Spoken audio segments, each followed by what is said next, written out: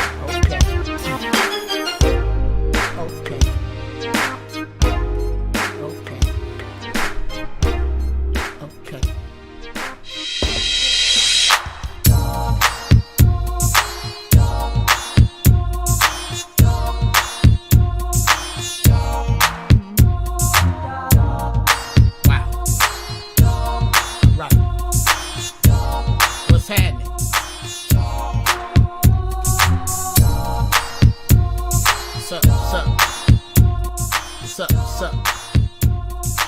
How's everybody doing? How's town? Hey now. What's going on, family? Welcome to the First Church of Holy Shit. Wow. I'm glad y'all here. Let me see who in here after I go get my lighter. I gotta go get my lighter, y'all. I done left my lighter. Hey, Kels.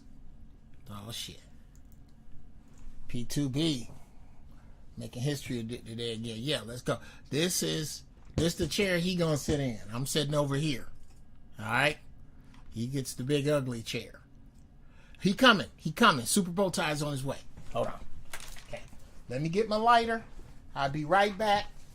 I'm gonna talk to y'all from the other room.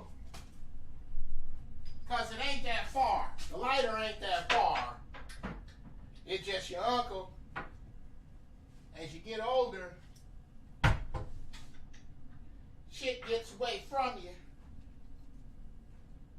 So you don't think exactly like you used to.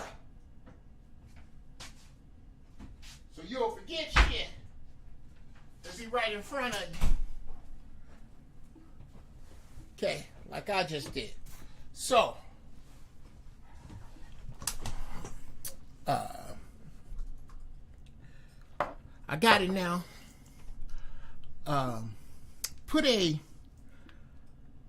1 in the chat if this is your first time here with us on the First Church of Holy Shit, as I get everything I need together, Lord, together. Ooh, I'm empty. I'm out. Dead soldier. Trying to get high before we get here. Alright. If this your first time,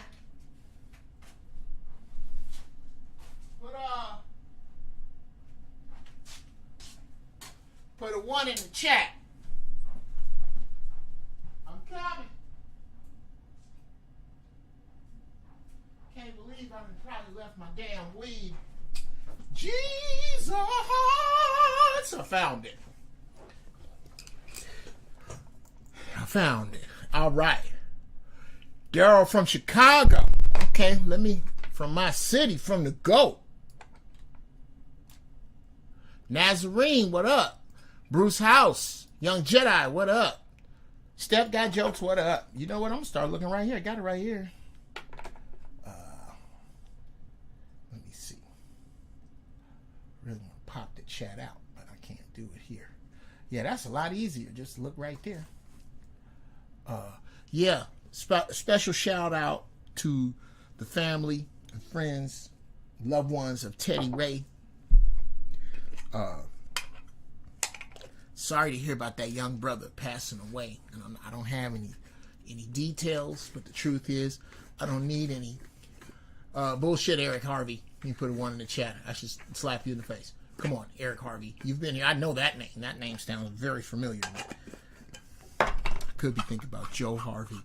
Man, I went to church with, we grown now, or Steve Harvey. I could be thinking about that, but I don't think so. I think I would remember that. But welcome to the First Church of Holy Shit, where here's the principle. Somebody fucked up and told me God was everywhere, so I pray from home. Saves me 10%. I never miss a game. In that,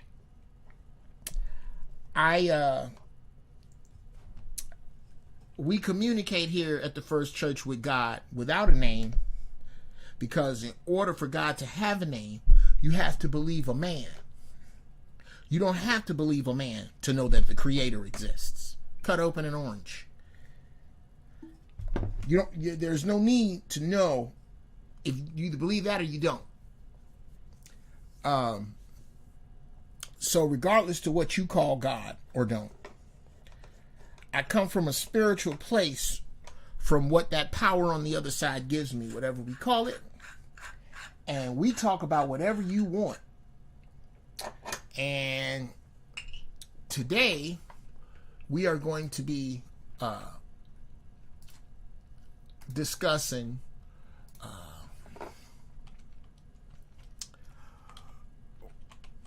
Revolution. OGs versus the Young Bucks will be our subject today.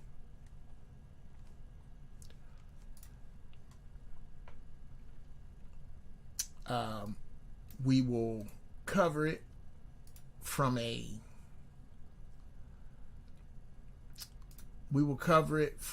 holy place. We will cover it from a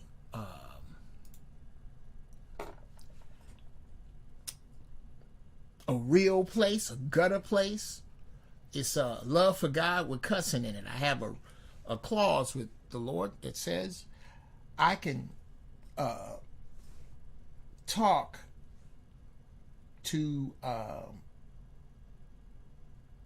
I can cuss as long as I tell the truth. So I do that. To get us started, first we pray, and then we handle it from there. Okay. Now, bow your heathen ass heads. Creator, we thank you for this day. We thank you for our health and our strength and our loved ones in this trying time. Father, Mother God, Mother Earth, Universe, Force, the name which I know not, because I have to believe a man, but I know you exist. And I thank you for all my blessings, all my failures, all my shortcomings, all my obstacles. I thank you for them because they allow me to see you in action. Gotta thank you for that. I ask today that you guide us. Let us teach one another. Let us learn from one another. Guide my words properly. Guide my mind properly. Keep it free. Keep us free from outside interference and bullshit that may be coming our way electronically. Creator, send us trolls. You know how much I like those. There's no troll without a lesson. Help us to find solidarity, unity, wisdom, and understanding today. And let us have some fun on the way through.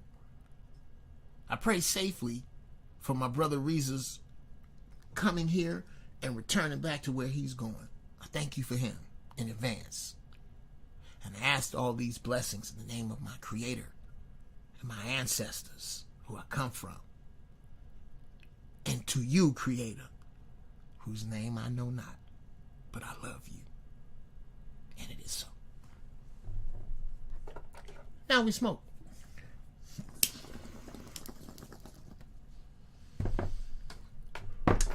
That is the get down. Here at the First Church, we don't have any issues at all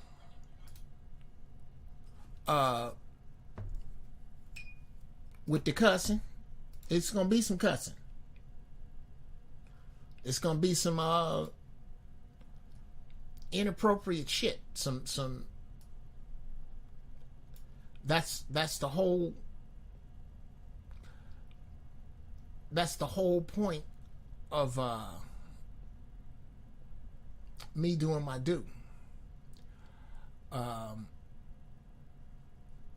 Is to bring y'all where you need to be.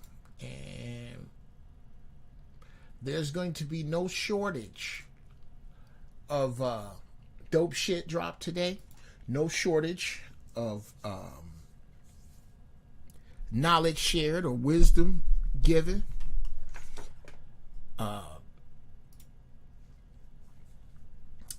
Yeah, you're going to want to invite some people. You're going to want to get an ink pen. because we gonna get way the fuck off in it. Now, as per usual, oh, Simo, oh, it's not your fault. That's not what we say in here. Let me help you out. You know what? I didn't, and it's my fault because I didn't give it to you the way it go. I should have said it. I didn't. So with love, I take your amen. But in here, it's can I get a nigga amen? That's right where it be at. Nigga amen. Gonna put the God word on the front of it. And we will get into that. Thank you. Thank you, Bruce. Yeah, I thought I did. Yes. That's we don't pray in here. Oh yeah. Get you some mullein and smoke it and drink it. You're right, nephew. I'll rehash. But yeah. We pray to God like we talk to the homies. Because I think God finds, I know if I was, and God is in me, to be honest, if I was God, I would find eloquent prayer suspect. I'd find eloquent prayer suspect. There you go, Simo. You got it. I would find eloquent prayer suspect. What up, Heroic Dose? Welcome. Heroic prayer, heroic. Oh Lord, we thank you. It is you, O God, that we move and have our being.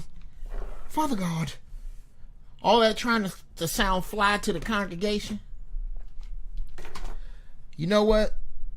I think God had the same face I do. Blah, blah, blah. Because, nigga, if you was trapped in a car in a ravine and the water was coming in, I doubt you would go, Heavenly Father, I beseech you at this time. No, you'll talk to God for real. Oh, shit. God, Jesus, Lord, whatever you call it, help me. Oh, shit. Oh, God, I don't want to die. It would be urgent. It would be matter of fact. And it wouldn't be all dressed up, which is, in my opinion, the way the Creator likes prayer. So, because that's how I talk to God and my ancestors anyway, it's exactly how I do it. That's how I do it with y'all. And that's what I suggest you do. Yeah, I did scrape some weed. It's a good gram in my carpet.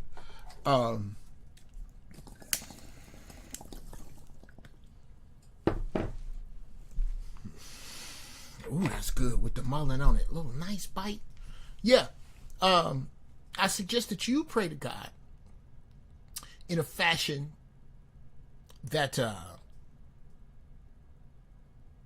is not all dressy. Unnecessary. Not needed. Oh my God, that is so good. Get you a watermelon with seeds in it. Juice the watermelon and juice the rind. It's delicious. It's unbelievable. You got a sweet tooth? I can't even believe that shit's good for me. It's delicious. Anyway. Yeah. That's how we pray here. And I suggest you pray sincere and wide open. And with no pretense. No dress up.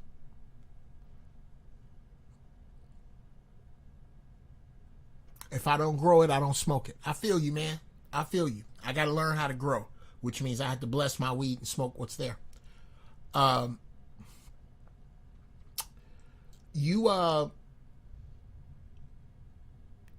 dress your damn prayer up. Don't press. What's up, Joshua Pate? Don't Don't dress your prayer up. Mama's boy, God want to hear from you like you talking to me or one of your homies. And be real. Be real with that energy. Be real with your intention. And come at it with that kind of funk, bro. Don't. Yesterday is over. And that's kind of what today's show is about. Is the overness of yesterday. Excuse me. It really is. Yesterday is how I was taught. You young bucks, y'all is on some different shit. That shit y'all on, where your access is instant, and your opinions and actions are immediate. And we often talk about the negatives of the microwave society. I think we should get into the positives of the microwavable society. One, y'all youngsters, expect results now.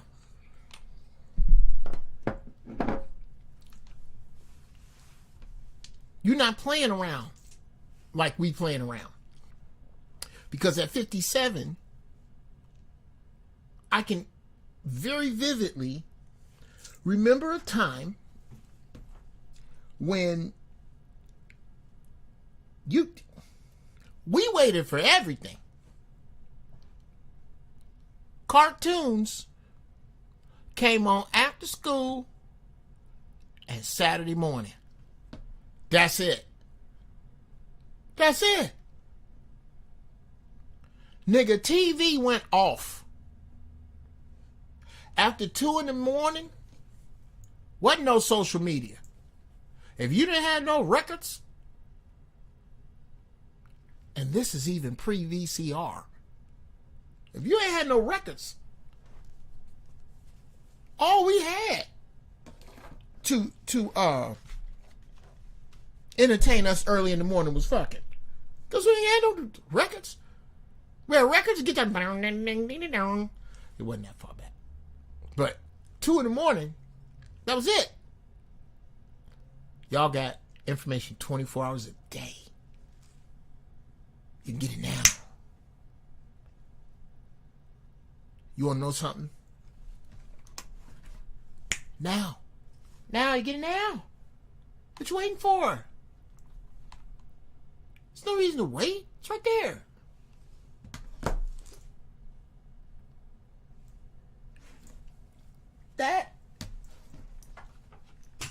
That can be sadly addicting and can make you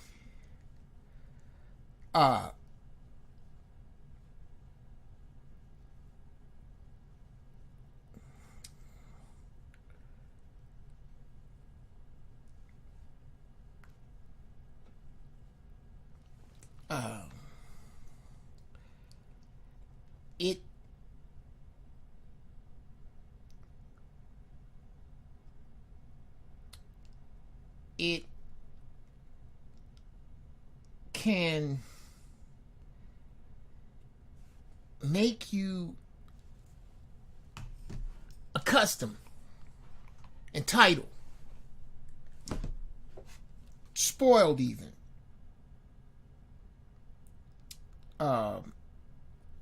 to getting your way.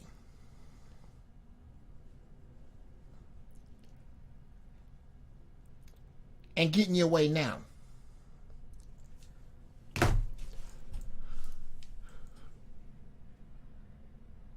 How about that, Kells? Remember when you had to read the paper? News was on a delay, movie time, sales.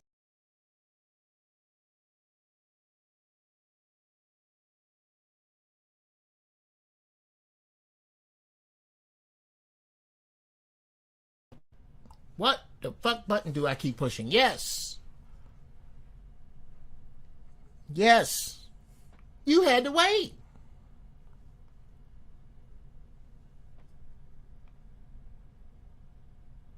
You know how long it took a movie to go from the movie house to the TV screen? 2 to 5 years. Bullshit you not. From the time you could go to a movie house and see a movie until I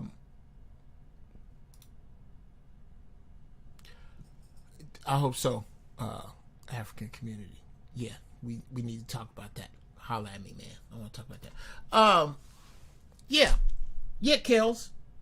I go back a little further to like 4 years. I can remember when it was 3-4 years sometimes. And then it got to 2 years. And then it was 2 years a long time. Then it got to a year. Then 6 months. It kept breaking down like that. Until eventually, we are where we are now. Where you can see a movie before it come in the movie house. You watching the damn movie.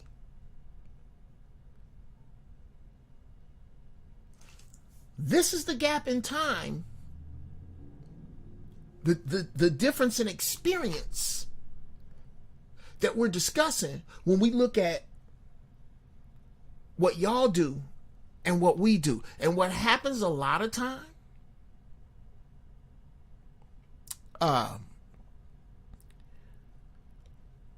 is we penalize you for it. Kells is hitting home runs. Man, think about the GPS. Remember when you had to write directions down and learn street? Look, people, there was a time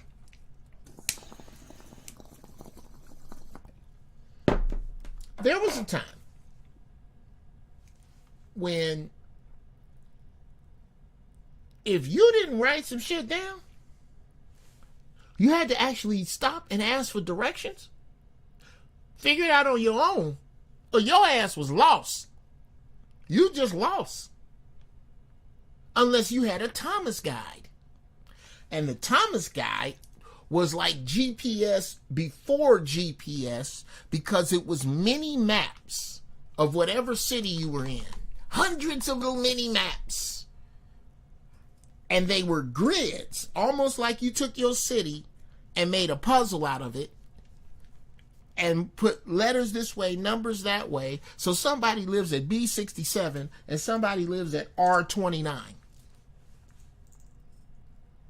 Do you understand how many times in my 20s, when my dick was the general manager of the team, that I lived in 078 and a girl lived in B4, that I had to decide, shit, am I going to drive all these grids to get me something?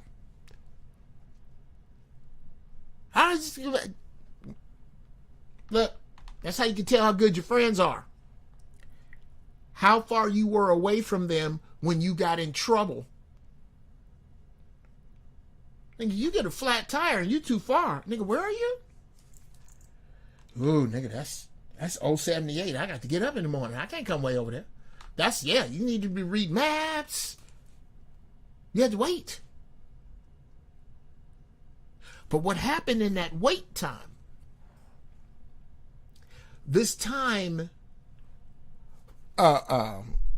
this wait time, this incubating time for your particular thing from society to manifest, this, it ain't gonna happen right now. time,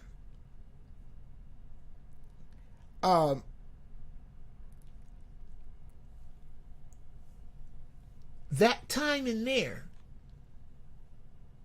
was just time we were innocent enough to wait in. That time in there is when the system knew it could use against you. The time it took you to get information, vice the time that they got it, whether they gave it to you or not. They knew that they had so much time. Well, they don't have that time no more. And what has happened is this great manipulative device known as social media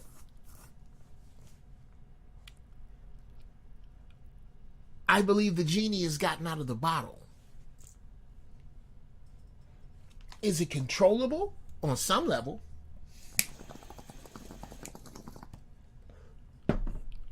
But you got too many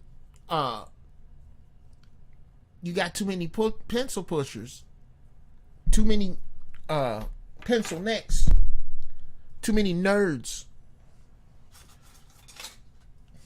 mad at their daddy and great with a computer for this shit to go exactly like they think it's gonna go. I think I'm gonna put a little Kiefer Sutherland in the mix.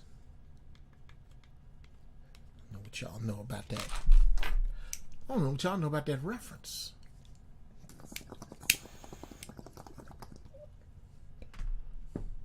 Lord, that's good. That is so good. And you know what?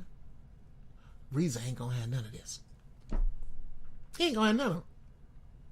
That's what I'm trying to smoke before he get here. He's on his way. I'm trying to smoke before he get here because I don't want to smoke on him.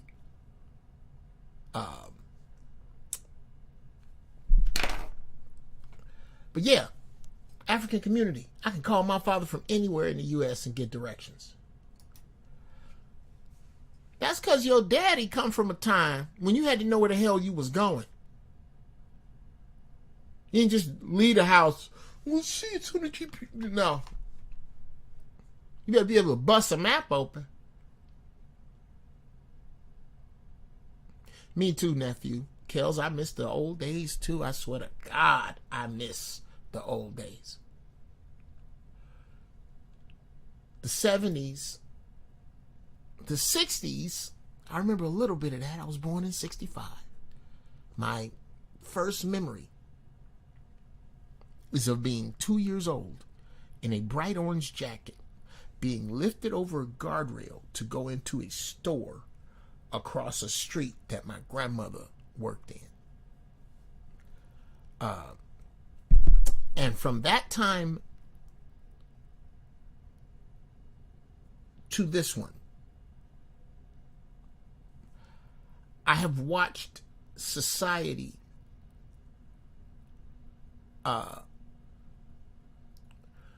rapidly disguise its decay as advancement because of gadgets.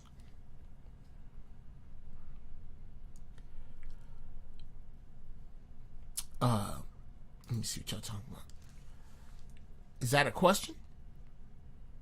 If that's a question, then the answer is no, he does not. Riza does not. That's why I'm, like I said, I'm gonna get where I'm going, so as not to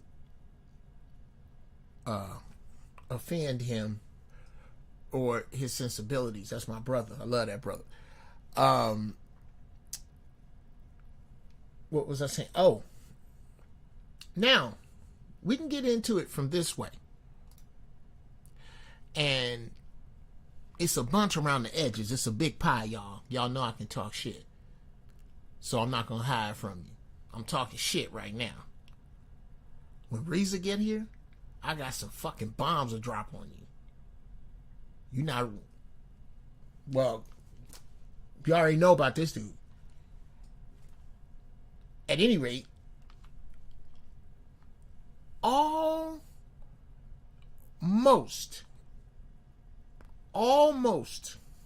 young Jedi. It's not that technology was our downfall. Technology was most definitely an ingredient in the soup of our downfall. God damn it. Thank you, Kels. I'll tell you what. We're going to stop that.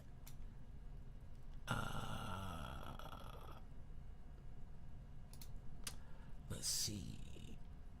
Yeah. Y'all sit tight, because I definitely got something for your ass. But I need... Okay.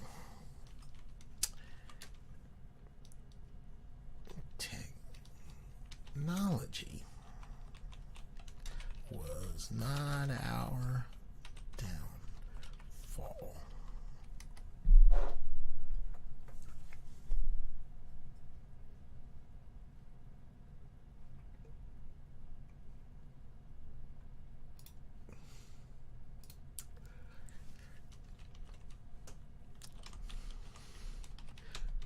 Yes. You're going to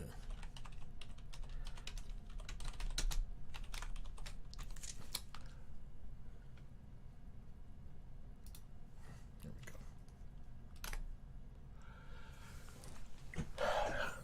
go.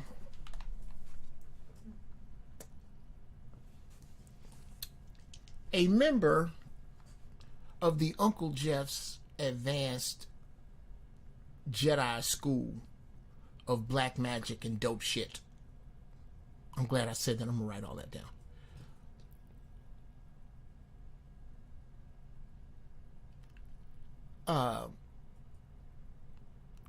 One of my stellar students, young Lamert Park Kells,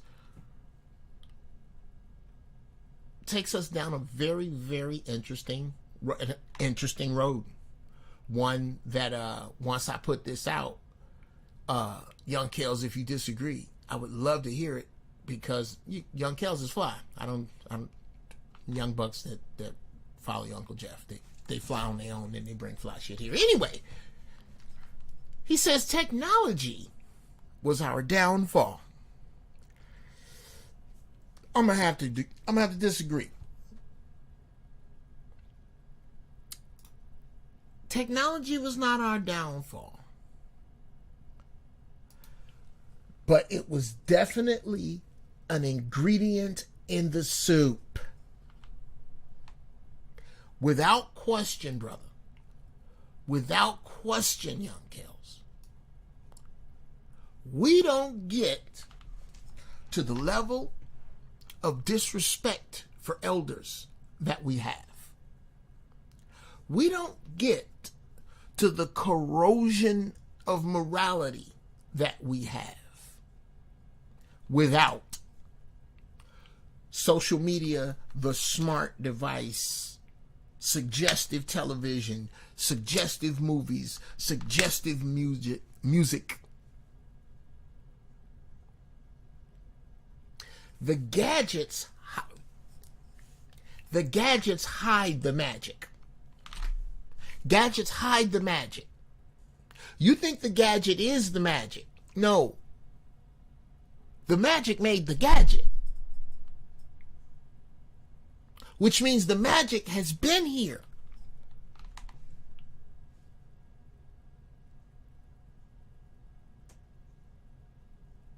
Let me put it to you this way. Let me show you, let me explain how dope the magic is. The magic is so dope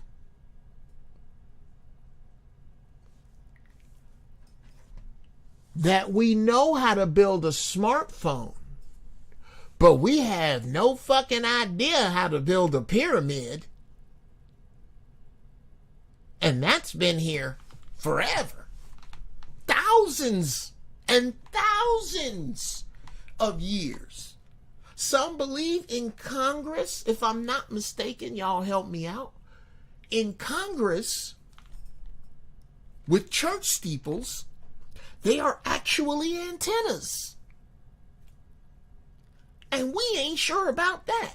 And we figured out this. That's how old the magic is. But because it's been put in your fingertips with the intent of deceiving you with it, those of you who do not look at it any closer or examine it any further or push it any further or test it any further than face value for what it is, those of you who do not look at or read through the fine print in TikTok. Hear what Joe Rogan got to say about it. I'm going to cut that in right there. On your own time, go check YouTube Joe Rogan on TikTok. Just, I don't care how you feel about him. I don't care how you feel about him being racist or sexist or an opportunistic, whatever. Whatever you're saying about him, listen to him break down what I accept means when you accept TikTok's shit.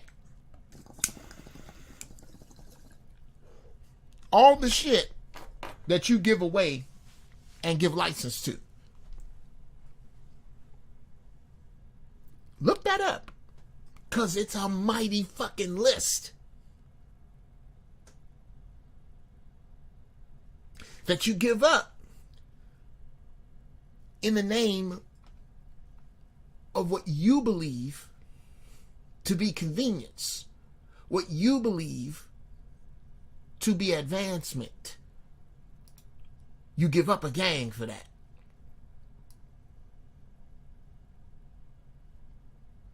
Why? I don't know. How? I don't know. Without at least questioning it. Don't lie, Jeff Brown. I do know. Because it has gotten so easy to go, I accept it. Goddamn mountain of little words. Long, I ain't reading all that shit, nigga. I want to play ping pong. Ain't nobody got time to read that, nigga. I'm trying to get these shoes. The fuck you mean I'm finna read all that? I'm trying to see these titties. I'm trying to get in on this granny thing. Or watch some underwater midget porn fisting. Or whatever you're into.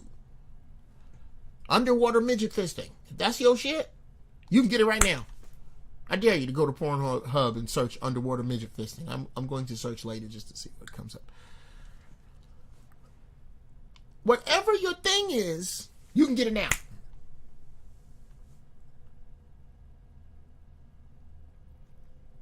Which also makes you make the mistake, young people, of thinking that wisdom is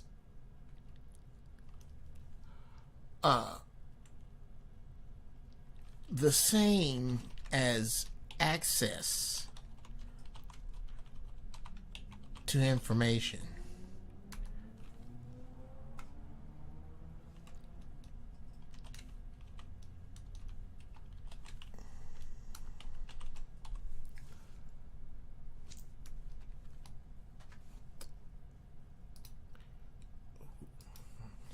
That's not how you spell that, is it?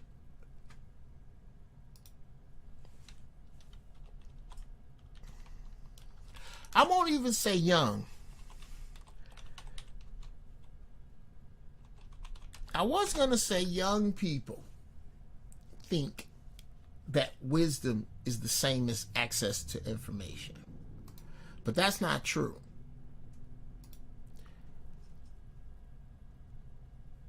deceive people. To deceive people. Okay.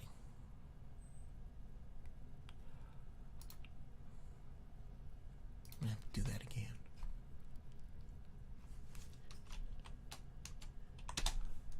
There we go.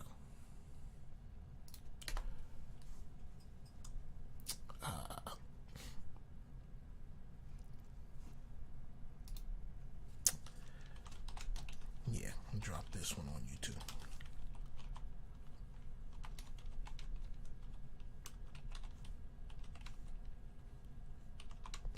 I don't know if y'all ready.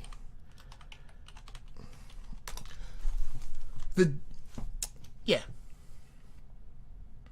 Boy, I tell you what. And again, I think there is a reason, a diabolical reason, for the people with the wisdom to have issues with technology.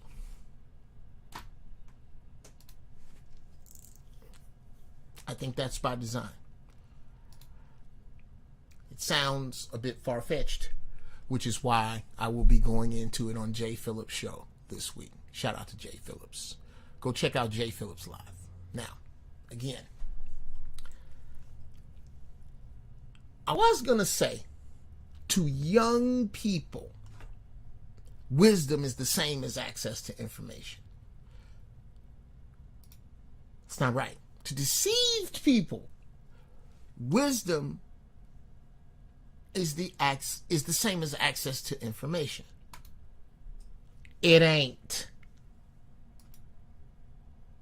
It ain't.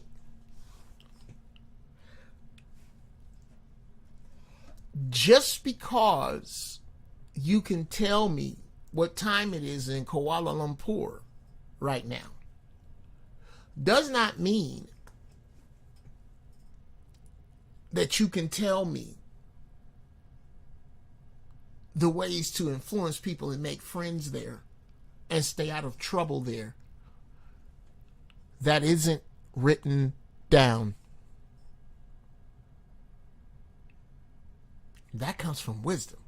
And you can only get that from somebody who's been there. Just because you got access to information does not make you wise. The janitor has keys to the library. Shout out to the janitors. Ain't nobody calling you stupid. But ain't nobody calling you surgeons. That's just the truth. You're the janitor.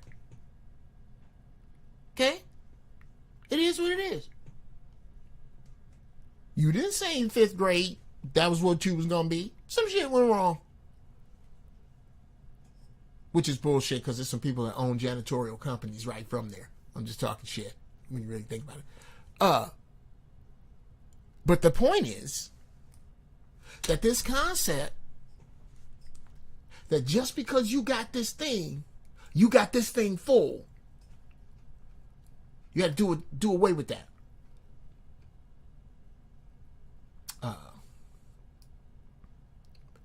Now, oh wow.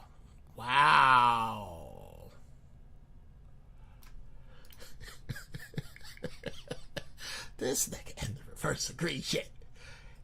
Yes, young Jedi. Yes. Welcome to stage 2. You are a stage 2 Jedi.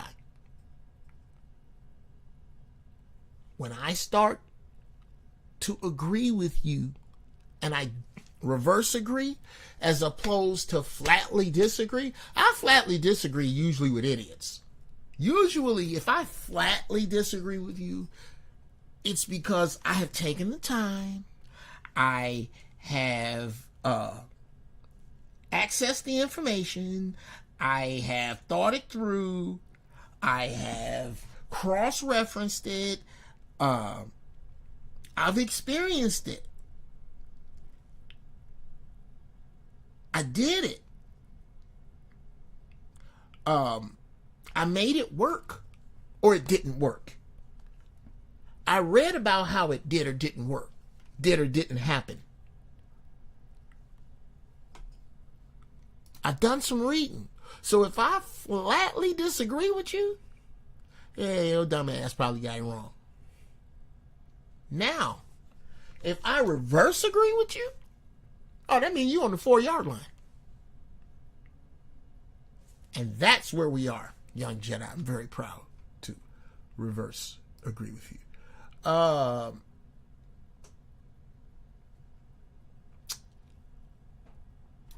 Wow, 6 Mile. We cheated on nature with technology. Technology has surpassed our humanity. Shout out to Zoe Williams. Zoe Williams put that good. Bruh, I'll tell you what.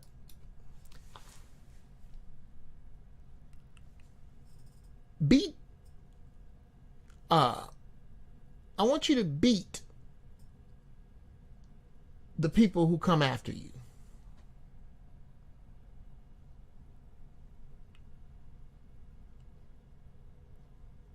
Beat your lineage. Beat your line. Because I know 200, 300 years from now, all these videos we doing going to be the shit. They're going to be what people use to go back as far as they can, especially brothers and sisters. This going to be some brothers and sisters. Because there's a brainwashing program that as this shit folds, it's still going on. It's going to be some brothers and sisters ahead of that are cross-referencing this right here. When they do, they're going to find Zoe Williams. They're going to find Dr. Phil Valentine. They're going to find Dr. Boyce Watkins. They're going to find Tariq Nasheed. They're going to find Brother RIZZA Islam. They're going to find Jeff Brown. Or they're going to find us. And when they do, they will be exposed to as much wisdom as they want. As much as they can take in. And some of them will download it like Neo. Some of them will sip at it and skirt around the edges. But some of them is going to go at it. I suggest you beat your grandchildren. Especially once this economy collapses, you beat your grandkids' ass. Sometimes they need their ass toe up. Tell you what, some of this disrespectful shit I see, you need your ass toe smooth out the frame. Hey, there is no way. There's no fucking way that I'm be around disrespectful kids. Keep them away from me. Can't stand them. Can't pretend to stand them. That precocious shit, it wears on you. Find somewhere and sit your ass. That need to be said sometime. Every now and then, you need a good old-fashioned can't sit down. Especially a boy. I tell you. Talking don't beat. Every now and then, having your ass toe up. Yeah, let's go on and get into whoopings and where I am with it. Then again, you know, I'm 57. If I live to be 114, I'm halfway done. Then you don't have to really deal with my old goofy ass bullshit. Yeah, fuck what I'm talking about.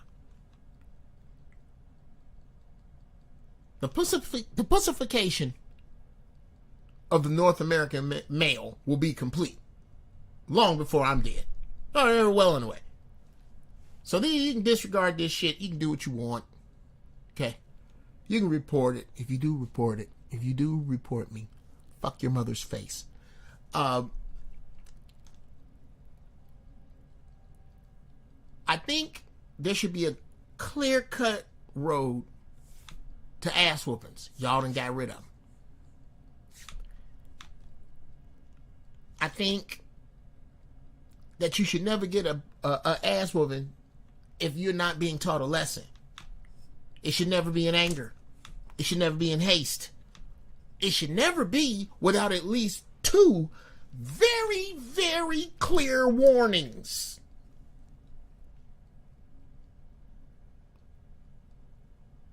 You got to run some red lights to run into an ass whooping with me. I'm not gonna just whoop your ass. Now, I had this conversation with all my sons, but with my son Blakey. About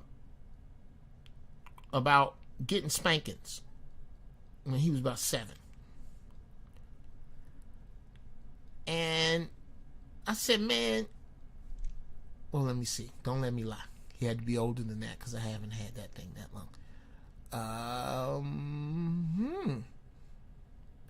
6 years ago, 15, 9. He was 9. I said, man, because he was a little nervous because he made a mistake. And I could see that on him. And I said, man, did you think you was going to get a spanking? Yeah. I said, dude, let's talk about this.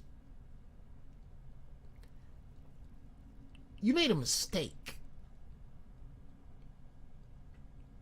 Let's just say you outside and you throwing a baseball and you accidentally break the front windshield of my car. Do you think you're going to get a spanking for that? Yeah. I said, why?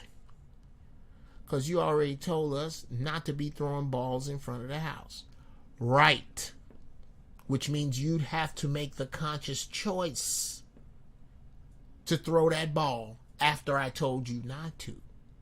Now, if I didn't tell you and you threw the ball and broke my window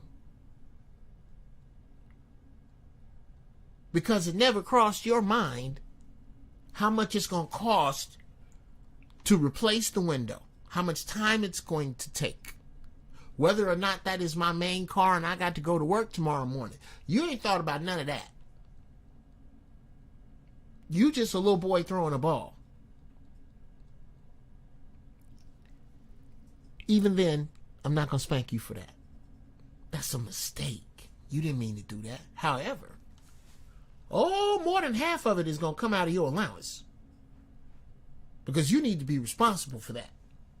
I'm going to take a little bit because I didn't tell you. I'll take 30% off. So if it's $300, bruh, you finna bust your ass and get $270 and pay me back. So that you can feel the sting of foolhardy mistakes made before you think out your plan. Absolutely. That is exactly how I would handle that. Now, if you're sitting on my couch in the living room and there's 100 jelly beans in a jar, and I say, look here, don't nobody touch these jelly beans, and I come back and it's only 97, somebody finna get their ass whooped over 3 jelly beans. Why? Because there's a lesson to be learned here. Do not defy my word. Openly, I'll give you inadvertent. Open, subversive. Do not in any way defy my word. When you see it, obey it. Don't try to go around it. Don't try to go under it or over it. And please don't break it. That is the lesson with the jelly beans. The lesson in spanking you for breaking a window is to expect to be punished by your loved ones every time you fuck up. That all mistakes lead to pain, so don't make any. That's what you learn. Or amongst many other negative things in a badass whooping situation.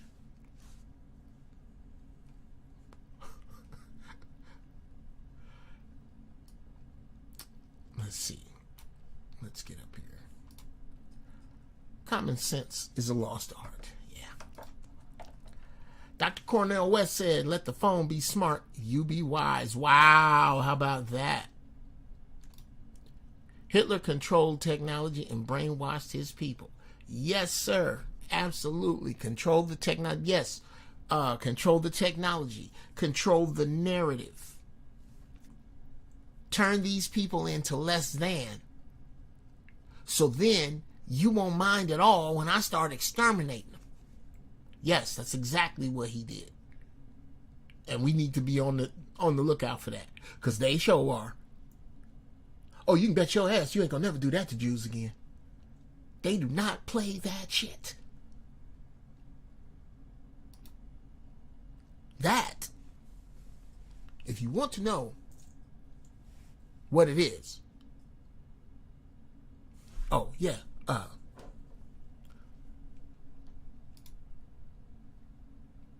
Thank you, Hurricane. Speaking of Riza, bruh, he on the way. LA is big. This is Sunday. Riza is in the top 5 Muslims in the nation. Not the nation of Islam. In this nation. He's a little busy. But he coming. Now, I'm going to try to keep you occupied with this bullshit I normally be doing. Now, where was I? Yes. Controlling the narrative. The narrative is so... Here's why it works. Here's why the narrative works. And I'm going to tell y'all who all y'all are in here. You ever watch a cattle drive? You ever see it in a cowboy movie or one of my shows, man? I just ain't had no time lately. Yellowstone. I love that show. It's basically Sons of Anarchy on horses, but it's the shit. Kevin Costner kills it. Good Lord. What is this woman's name? She plays Beth. Jesus, forgive me. Forgive me, girl. I'm high. But I also know that you were like this little fragile flower in flight. You see what I did there? And then got over in the goddamn Yellowstone and you're killing it. Anyway, in a cattle drive, there's the head dude, and now I'm talking out of school. I would imagine he got some dudes with him, and they got some dogs and horses. The dogs and horses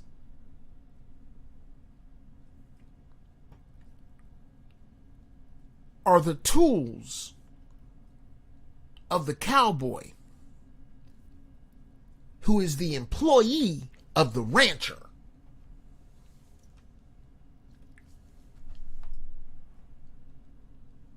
Don't get ahead of me.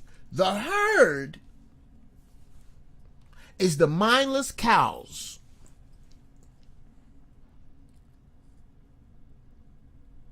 that are shuffled along everywhere.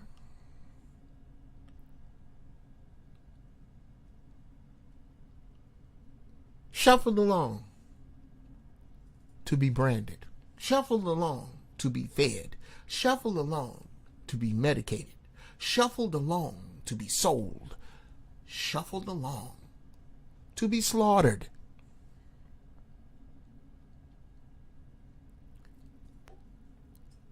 By who? Who keeps them in line? The dogs nip at their heels. The police. The police are the dogs of the rich. Not the power elite. The power elite have their own security. The rich.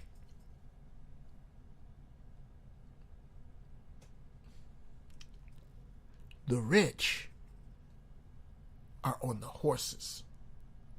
And the money is their horsepower.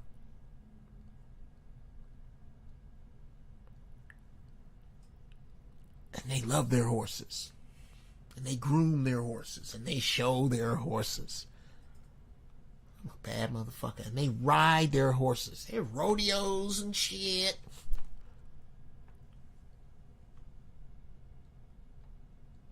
They get good with their horses. For who? The rancher.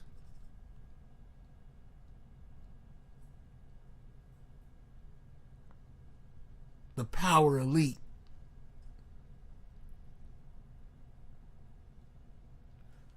That is the echelon. That is the order. You are nowhere in this equation because you're not in the herd. That's why you don't see this shit the way everybody else does. Do you know? It's some cows that love that herd. They love the romping. They love the gaiting. They love the running.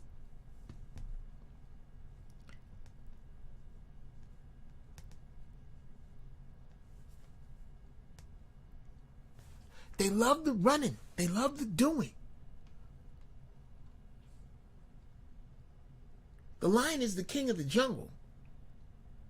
But you'll never see a wolf in the circus.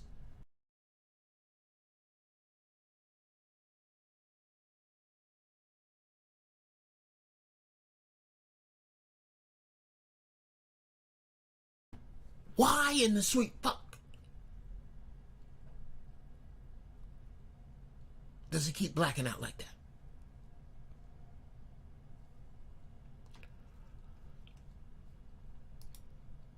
Tell Riza stay off La Brea. Niggas act like they can't drive coming up or down the hill.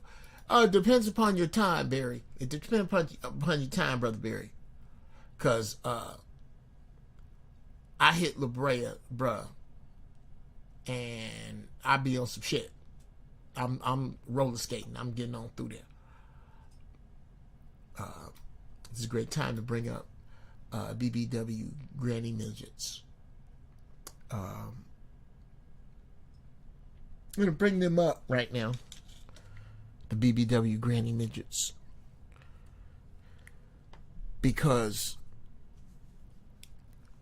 you'll have to search far and wide to find an ashy BBW Granny Midget. Do you know why? It is because Uncle Geoff's all natural African shea butter, this one here is regular, is the official body butter / sexual lubricant of BBW Granny Midgets. BBW Granny Midgets approve of Uncle Geoff's all-natural African shea butter.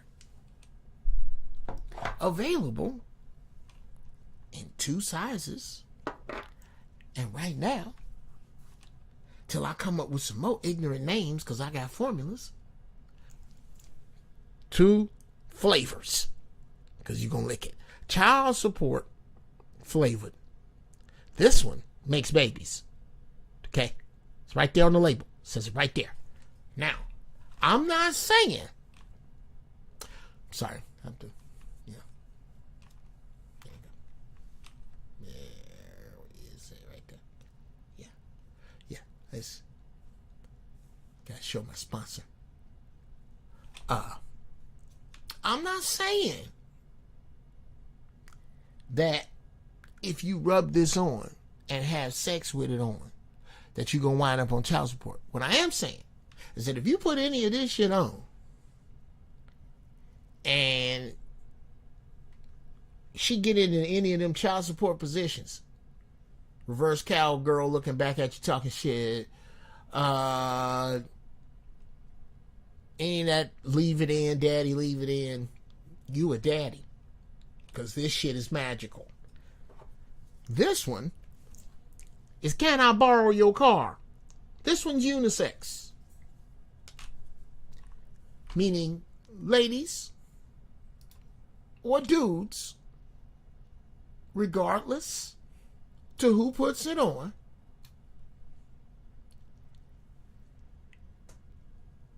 if right after sex you ask the question, can I borrow your car? The answer is yes. Get you some Uncle Geoff's all natural shea butter right there at coverthatash@gmail.com. It's very important. Uncle Geoff's all natural African shea butter, changing the world one ashy ass at a time. coverthatash@gmail.com. I would open this up, but I got that for my brother Riza. Bless him with that when he gets here.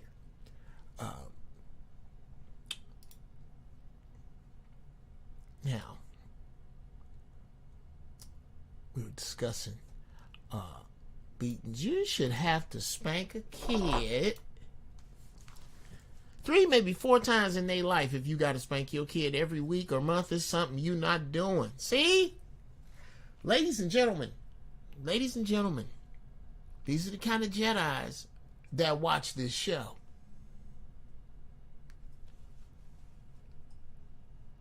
You ain't supposed to have... Now, Kels. 3, maybe 4 times in the life of some children. It's some kids that you got to take the ass hand test a little further. And that is my rule of thumb. If I can't spank your ass with my hand, then you too old. You too old. We're going to play some other games. Like, hold these 2 pieces of paper out till all the letters fall off. We play games like that. Put all them books over there. Now clean that up. Now put all them books back. Now, take each book one by one and wipe it off and put it over there. Anytime you get tired, we can stop this and I can tear your ass up. Or we can put these boxing gloves and go down in the backyard. But you're going to do what the fuck I say do. And no, I don't swear at young children. Older ones I do. Because I know what they watch on TV. So, who's the fool? Of course. With older ones I do. But young kids I don't swear. But ass whoopings? Oh, yeah. It is more than appropriate to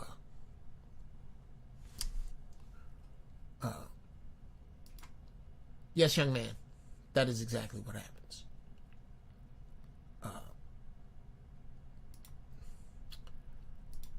Fox only got spanked about 5 times. Facts. Oh, facts. Only got spanked about 5 good times. Yeah, 5 good times. To about 5 good ones. And just because you did, Jared, just because you took 5 ass whoopings, does not mean you didn't see 22, 26 more in other directions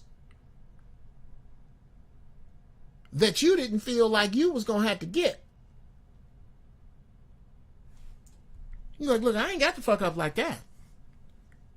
He just got his ass toe out. Okay.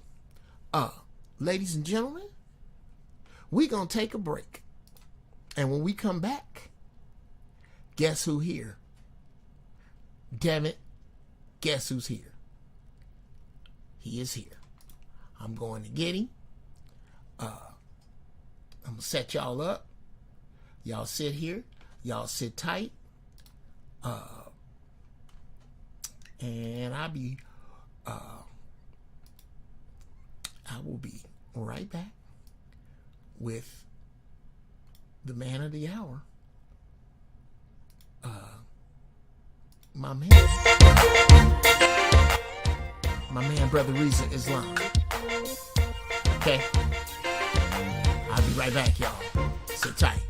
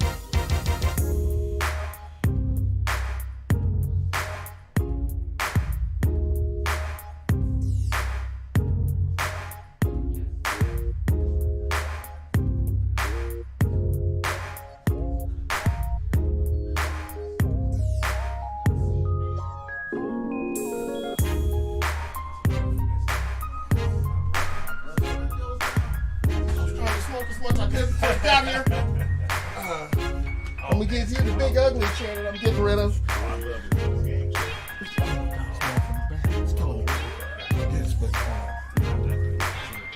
Whoa.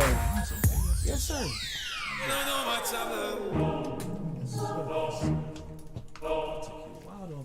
This is nice.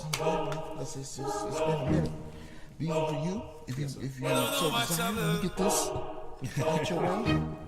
That's right. I didn't mute the mic, Negroes. Y'all can hear us.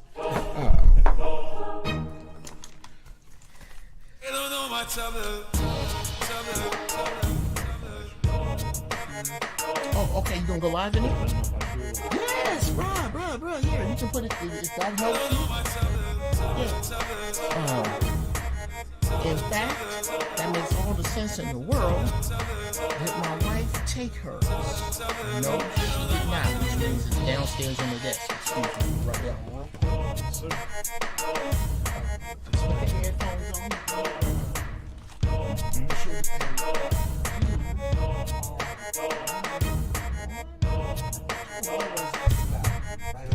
Yes, sir.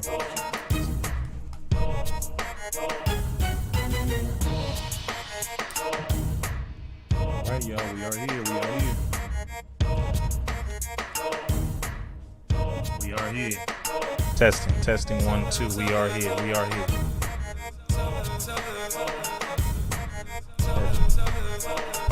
This mic right here. Test, yes. There we go.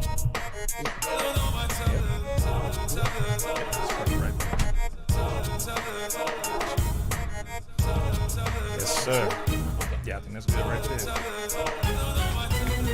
Live here in a moment. Water, juice. I'm fine, actually. Okay. You see, you have some fresh squeeze. Oh, yeah, bro. How does the juicing for it? My watermelon. Watermelon juice at home. Do you juice the rind? No, not yet. We're going to talk about that. Actually, but I know I should. You should definitely.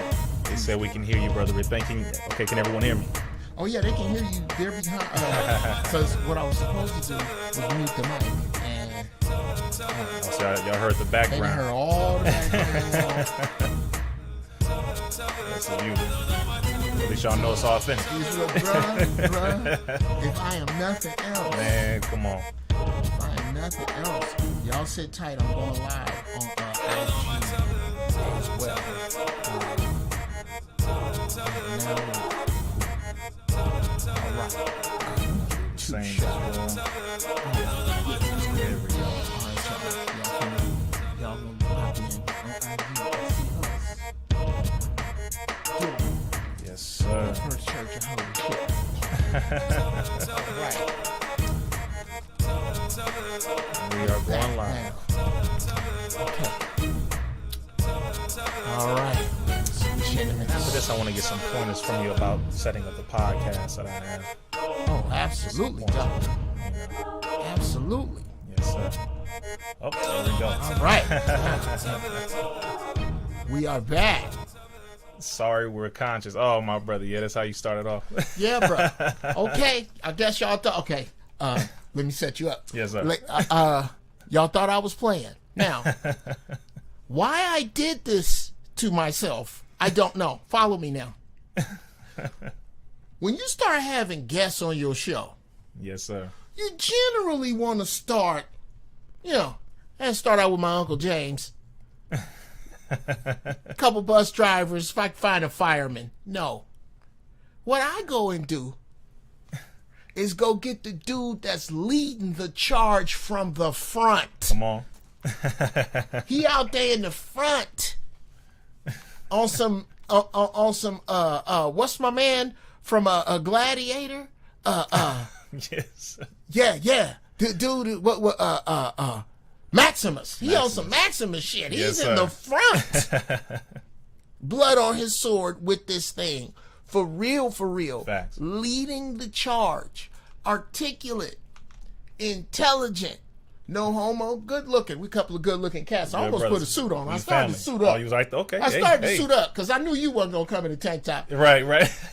Ladies and gentlemen, with no further bullshit for me from the time being, my brother Riza Islam. Oh man, come on now, my brother. No, give it up for my brother Geoff Brown, Yo, what's happening? who pulled up and told me to pull up, and we've done many shows together. So I'm just honored to finally be on your platform, my brother. Sure. To see how you hanging and how you're delivering everything to the people, and we family. This is what I want us all to know. This is my brother. Absolute. He's my brother. And, Absolute. And I stand behind all the truth that he speaks, and definitely in the manner that he gives it, because there's too much political correctness, my brother. There's far too much of that, and we just need that unfiltered truth. So I just appreciate you for standing true to yourself and speaking the truth in the way that it needs to be given. Yes, sir. Yes, sir. And I thank you. Yes, sir. Speaking of the and which is the basis for this show, Revolution, the OGs versus the Young Bucks. I often, when I speak to young people, start in this place. I'm sorry. I'm sorry. That's critical. I'm 57, and my generation failed you. We failed. We dropped the ball. We smooth. There was a party that started in the early 70s that went until crack hit. Man, come on. And in that party is your uncle from about 1984. I mean, okay, I was aware that Whitey wasn't shit. I had an Africa patch. I love Public Enemy. Come on. Okay, I ain't never been that dude. I didn't have to come back over here. There you go. There you go. But was I doing this? No. Do you know why? Because I was around too many people who thought their little bit was a lot. And I was raised by those people. I was reared by the direct descendants of slaves. When our gas went out, we used kettle stoves from the 1800s. Wow. Come on. Those are the people who raised me. So they weren't ready exactly to do exactly what's happening now. And on many levels and in many subject areas, brother, I want to cover what it is, because you out there. Yes, sir. What it is you're seeing, what it is vice versa you're experiencing. And I think the first place to start is politics. When you, with regard to politics, on any level you want to broach it, whether it be dealing with politicians, what they say back, any verses that you see, you got the floor. Well, the first thing I'll say is politics is the enemy's tricky arena that he uses to maintain power and his position of power and dominance. And the way that we have to understand this is locally things can be done easier, and even to a degree statewide. But locally is the most effective way to approach it. Local politicians, the council members, the mayor, because those people you can actually physically go see. They can be touched. That you can access them. So they feel a little more pressure from the people. The higher up the position, the further away from the people's pressure they feel they are getting away from. And at that point, they have more access to be bribed by vested interest groups. They have more access to be coerced into doing things that are for major corporations and not to the benefit of the people. And then, of course, they sell out much easier because now they have higher business expenses. They are being offered bigger paychecks for more things because now they have access to passing laws, etc., giving certain people and groups tax breaks while putting certain laws that benefit certain groups and not others, etc. So the first thing, and my major was political science in college. That's what a lot of people don't know. Okay. This is why I put so much pressure on politicians the way I do. But my first class, which I went to Compton College, didn't graduate, but I attended Compton College. My first political science class, the first day, I will never forget, it was a man by the name of Paul Floor, alumni from UCLA, political science teacher. The first thing he said was, anything that you think you know about politics, just know that all of it is a lie. It's the first thing the short white man said. Damn. First thing, that's how he opened the class. And I was sitting in the front, excited about going into politics and being the mayor of Compton. I had it all in my mind. And as soon as he said that, he said money controls politics. Not the votes of the people, not what you like, none of that. If you have the amount of money that is needed, you can buy a politician, you can control a politician, and therefore you can control politics. And the Most Honorable Elijah Muhammad said that politic means multiple bloodsuckers. It's something that we've gone over multiple times. So just keep on talking. Right. So the layers have to be added and broken down so we can understand, and what people say, understand, overstand, etc. It has to be dissected, because if you're looking at the fact that we are in 2022 currently, and we are roughly backwards in comparison to where we were 20, 30, 40 years ago, then the question is, those who have the control over the political sector, over the laws, over the policies that affect our everyday lives, what are they doing and what are we not doing as it pertains to putting the pressure on them to make sure that they're doing things that benefit us? So at this point now, brother, politics is not going to save us. So, I mean, never was going to save us, but at this point, I think we should really get it through our minds and through our heads that it's really not the answer. And you know what, Brother Riza, you've had me to call an audible in my head, because I had it all set to go. Talk me out of politics, Brother Riza. Only to find out, because here's my issue, is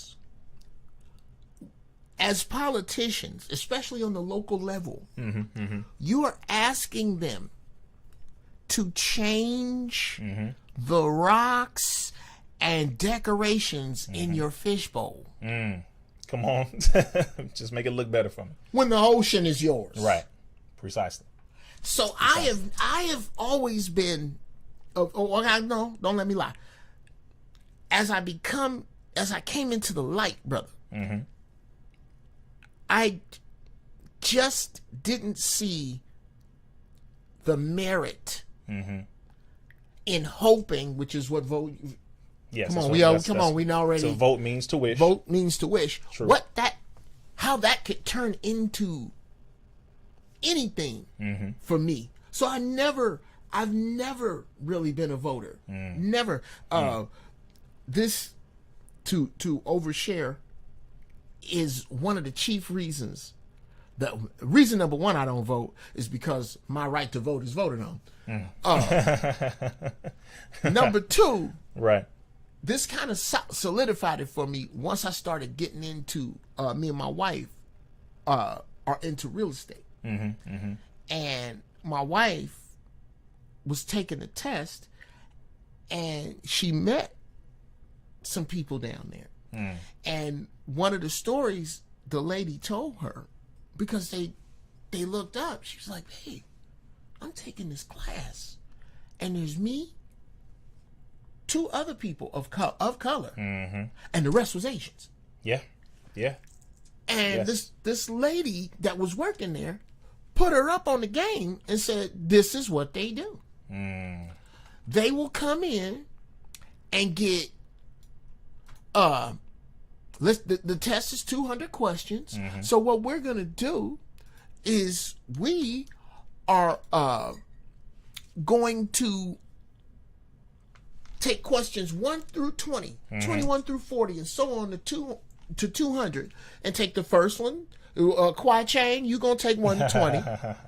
Fong Ying, you take 21 to 40. Fong Chow, and so on down the line. And they don't care how many times they fail it.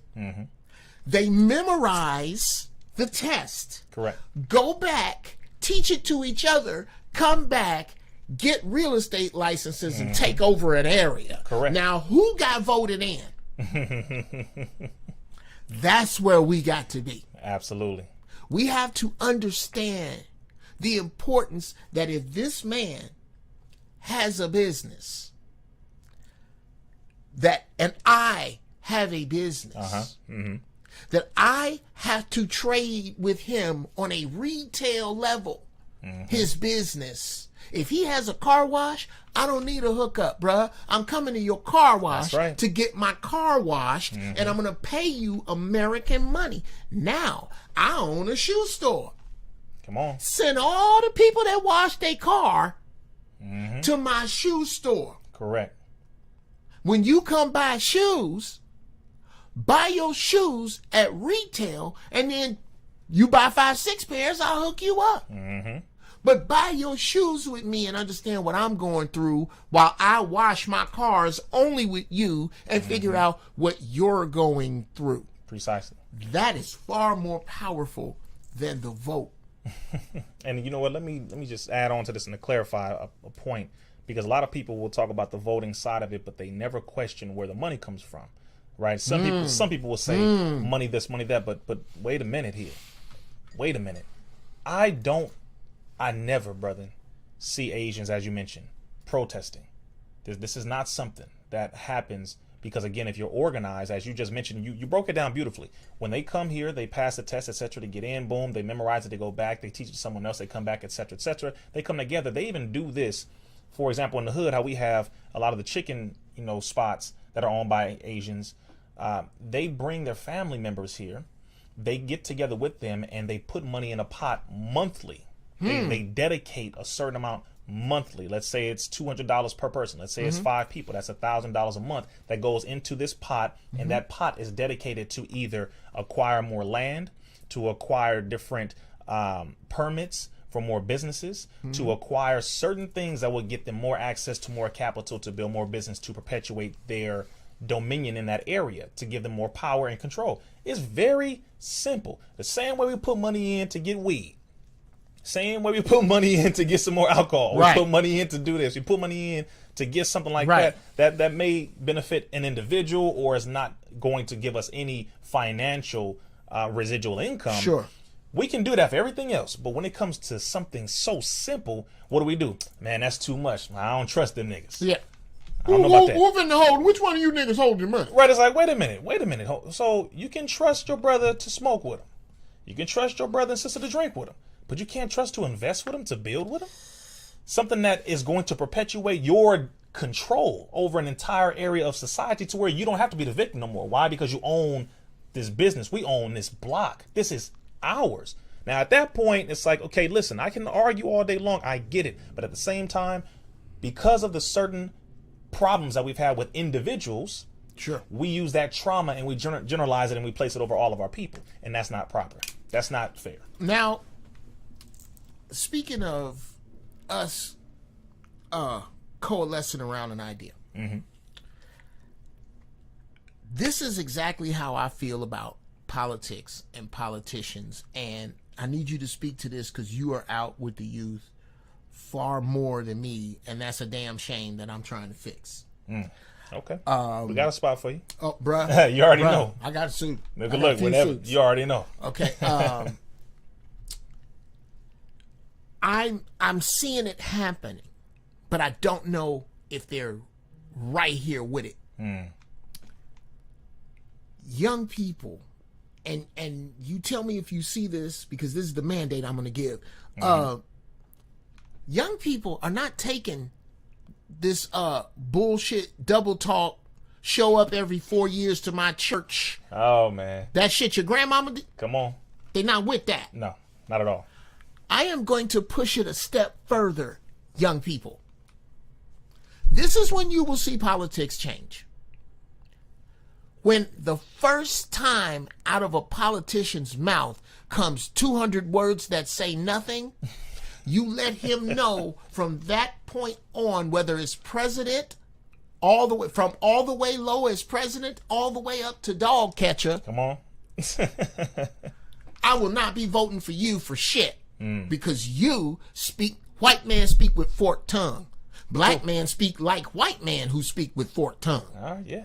Yes. The minute you hear any of that, and we're gonna change for today, that bullshit right there, right when you hear it, that person is not to be trusted. Right. The first time you ask a question about tangibles, for black people, for black people, Specifically. it's specifically for the niggas on 60th and Damon, for the niggas over there on 135th and Avalon, them the niggas. Right. When you ask for something for us, and you hear anything about anybody else, you're fired, sir. I don't trust you. I will not vote for you. Come on. You need to get there. Anybody who does not give you direct answers to direct questions cannot be trusted. It's a fact. Do not vote for them. Now, my question is, how close to that do you see the people that you're coming in contact with? It's actually very, very widespread. The only thing is they haven't publicly made it known yet just how much they do not trust the vast majority of these so-called hope dealers out here. The people who just give this prosperity preaching. We're going to overcome type deal, or in the future, or keep hope alive. You know, all of these different things that we've been hearing for so long. A lot of the people that I speak with and make these maneuvers in the street with are not into that, because all they're looking at is who is doing the work rather than who's talking about it. What is being done? And they look at who's doing.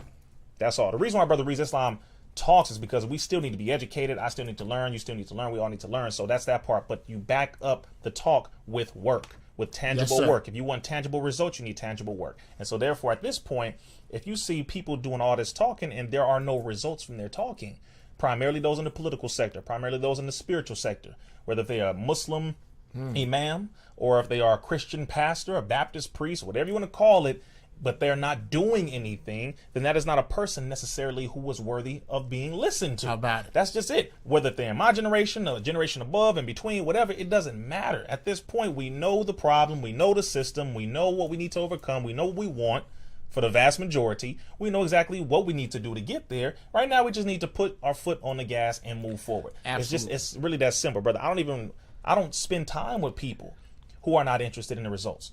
And I damn sure don't spend time with people who are not actively working to make those results come about. Absolutely. I don't. There are no people. As a matter of fact, when people see you moving so quickly, those who are not moving as quickly as you or faster than you, they can't even keep up. They don't even get around you, because what you own is not what they're on. Absolutely. So no, brother, we're not interested in people who do that kind of stuff. Now, so we're crystal clear on politics. Yes, sir.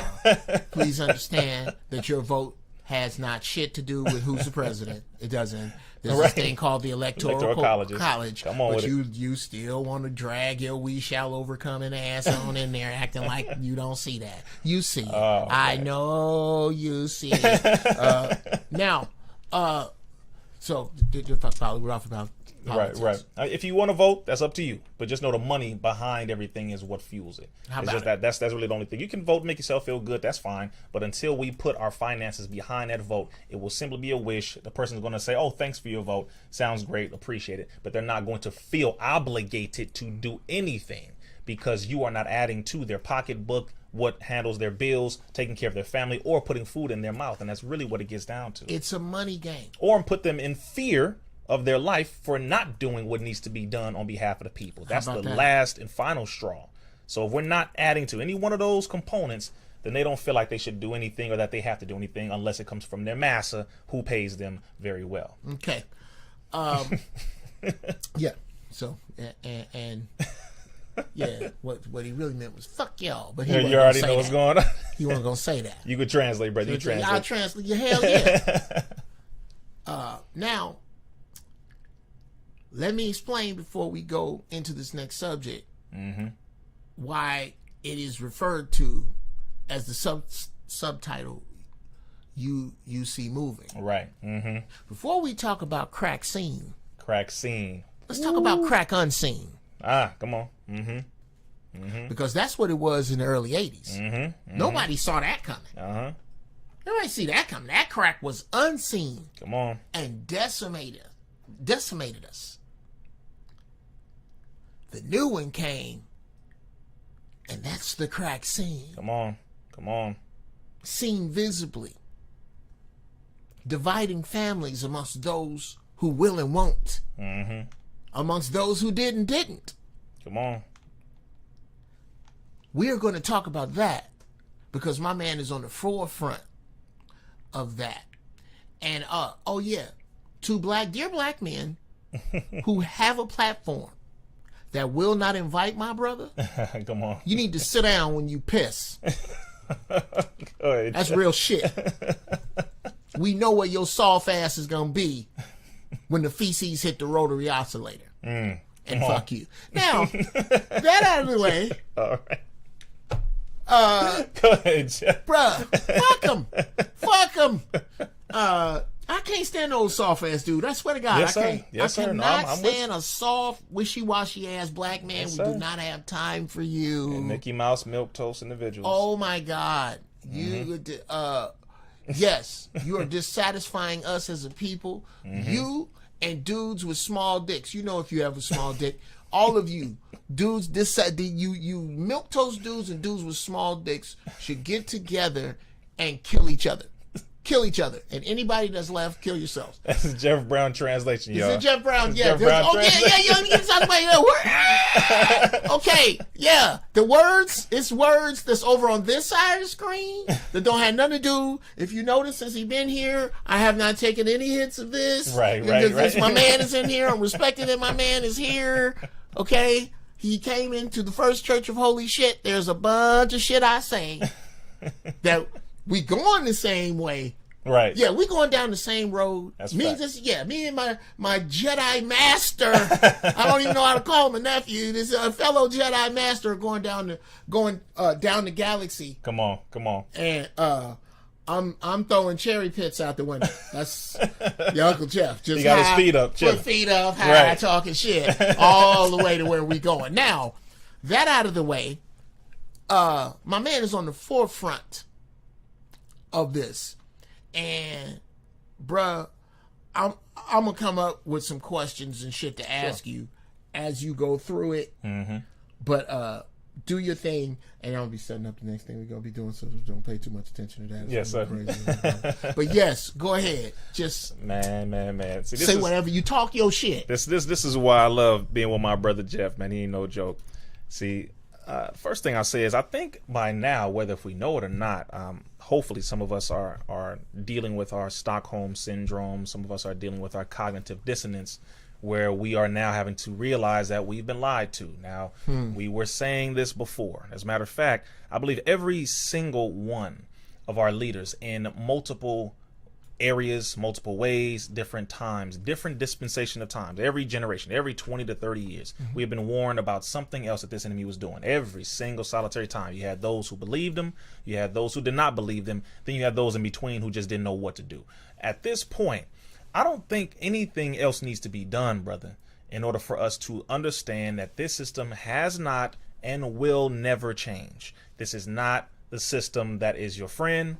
This has nothing to do with, oh, we want to sincerely help you now in this generation, although we hate your father and your mama, we hate your grandfather and we hate your grandmother, we hate your great-great-grandfather and your great-great-grandmother, your parents and all of those people around you at that time, but now we love you in this generation. We're going to change for you all of a sudden. See, I'm not interested. I don't trust this system. I never have, never will.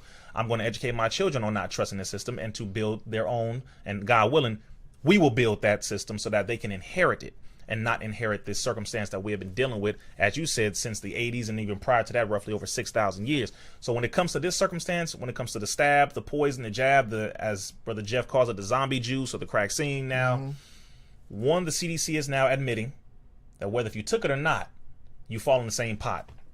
Literally, they just admitted this roughly 5 days ago. Whether you took it or not, Expound.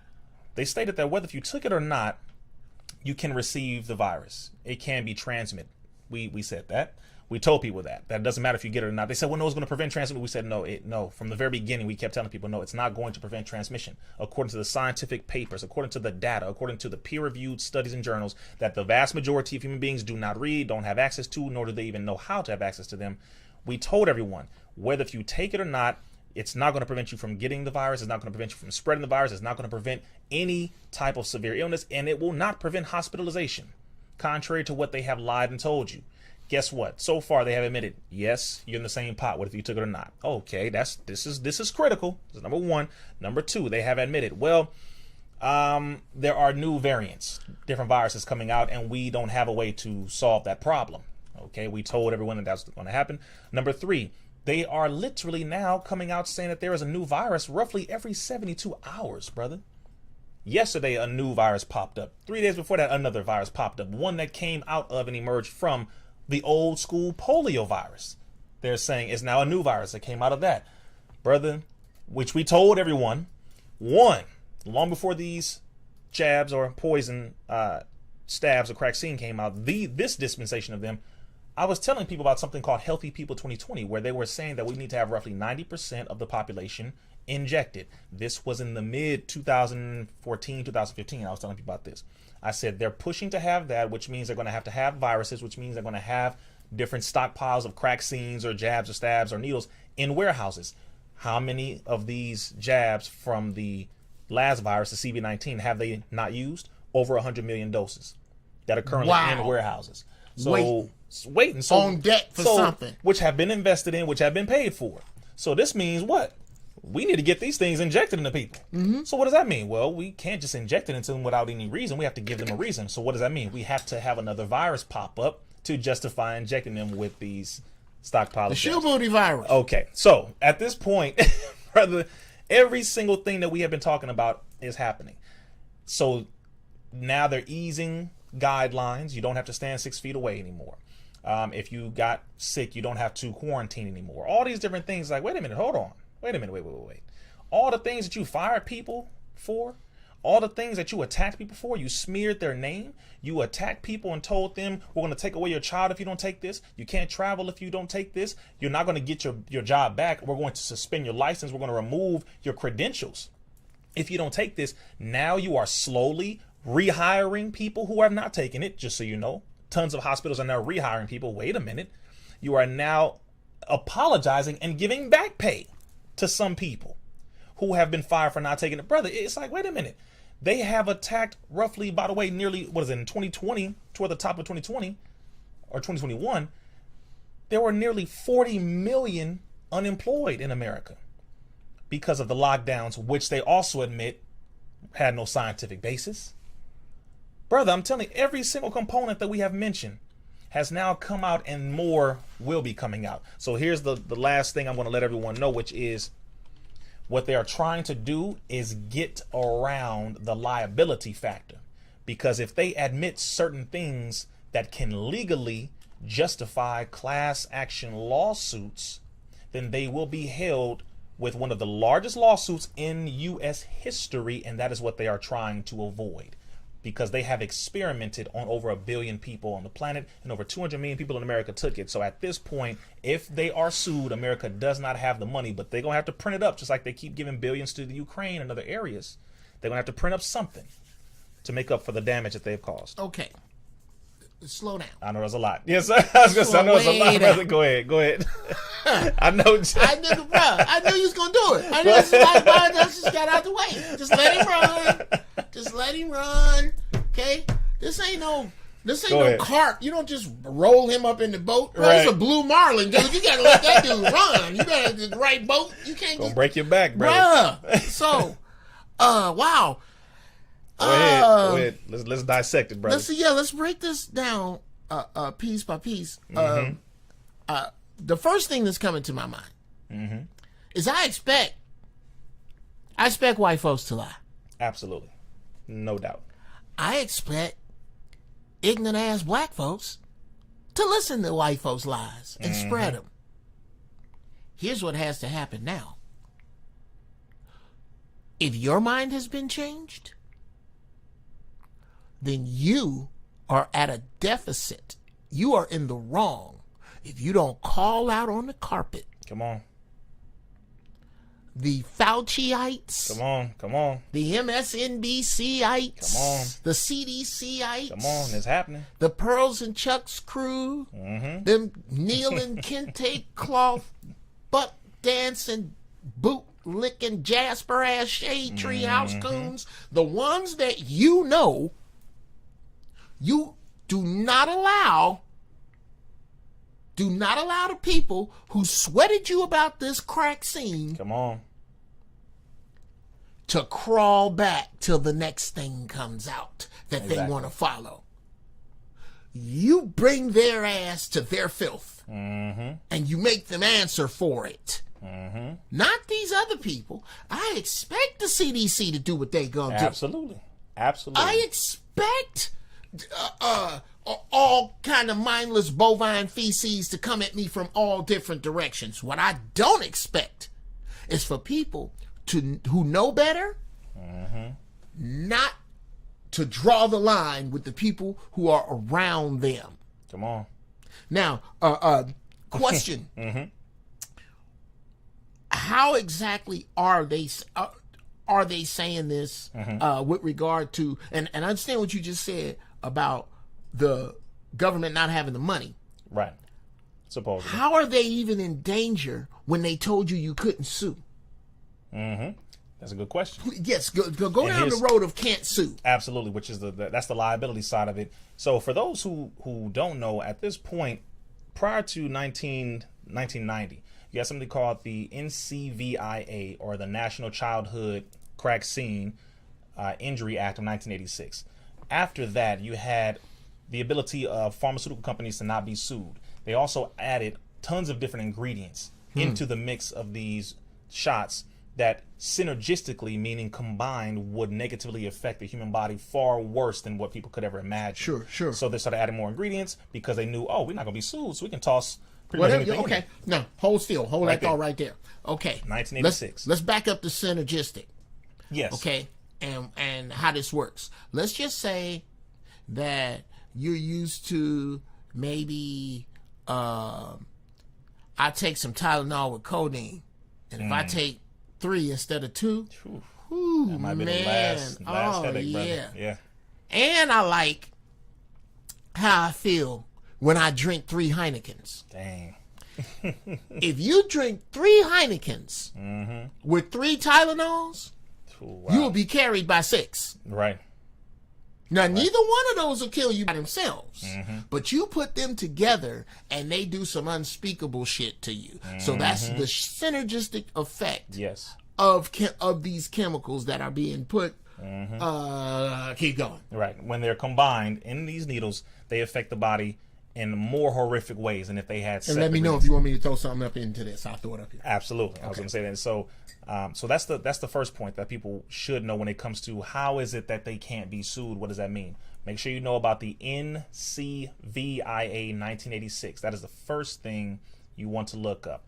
From that point, you'll realize, okay, so they are exempt from liability, meaning you can't sue them specifically, but at the same time, with all the loopholes that they may have, and this is the last part of it that I have to let people know, and that I continue to let people know. Legality does not equal morality. So even if it is legal, it doesn't make it moral. At a certain point, nature kicks in when it comes to survival, my brother. When you start experimenting on me, then you experiment on my parents, then you move over to my grandparents, then you start targeting my children. At that point, I don't give a damn what legal thing you put up. There is a law of nature where I must do what is right to protect the lives of those that I love. Absolutely. At that point, that is it. Because these companies are doing things that are not illegal, but are absolutely inhumane, immoral, unethical, experimental. They violate all of the Nuremberg codes when it comes to human experimentation and when it comes to the Geneva Convention. They know what they're doing. It is wrong. It is evil. It is wicked. But because they try to hide behind that exemption of liability, they think that's going to hold them. It's not going to hold them, brother. And there are people, by the way, who are suing, because here's one way that people have been sued. Maybe the pharmaceutical companies couldn't be sued directly, which they have been. Pfizer is one that has been exposed. So Pfizer is now revealing their documents, which in the documents, it revealed that they knew what these shots did when it comes to heart attacks, myocarditis, heart swelling in children specifically. That was revealed. It's starting to come out that they knew the stuff that is happening right now that people are saying has nothing to do with the crack scene. They knew about it during the trials because it showed in the documentation that was just exposed. The dates, it shows everything from the Freedom of Information Act request, specifically from Pfizer and some from Moderna and Johnson & Johnson.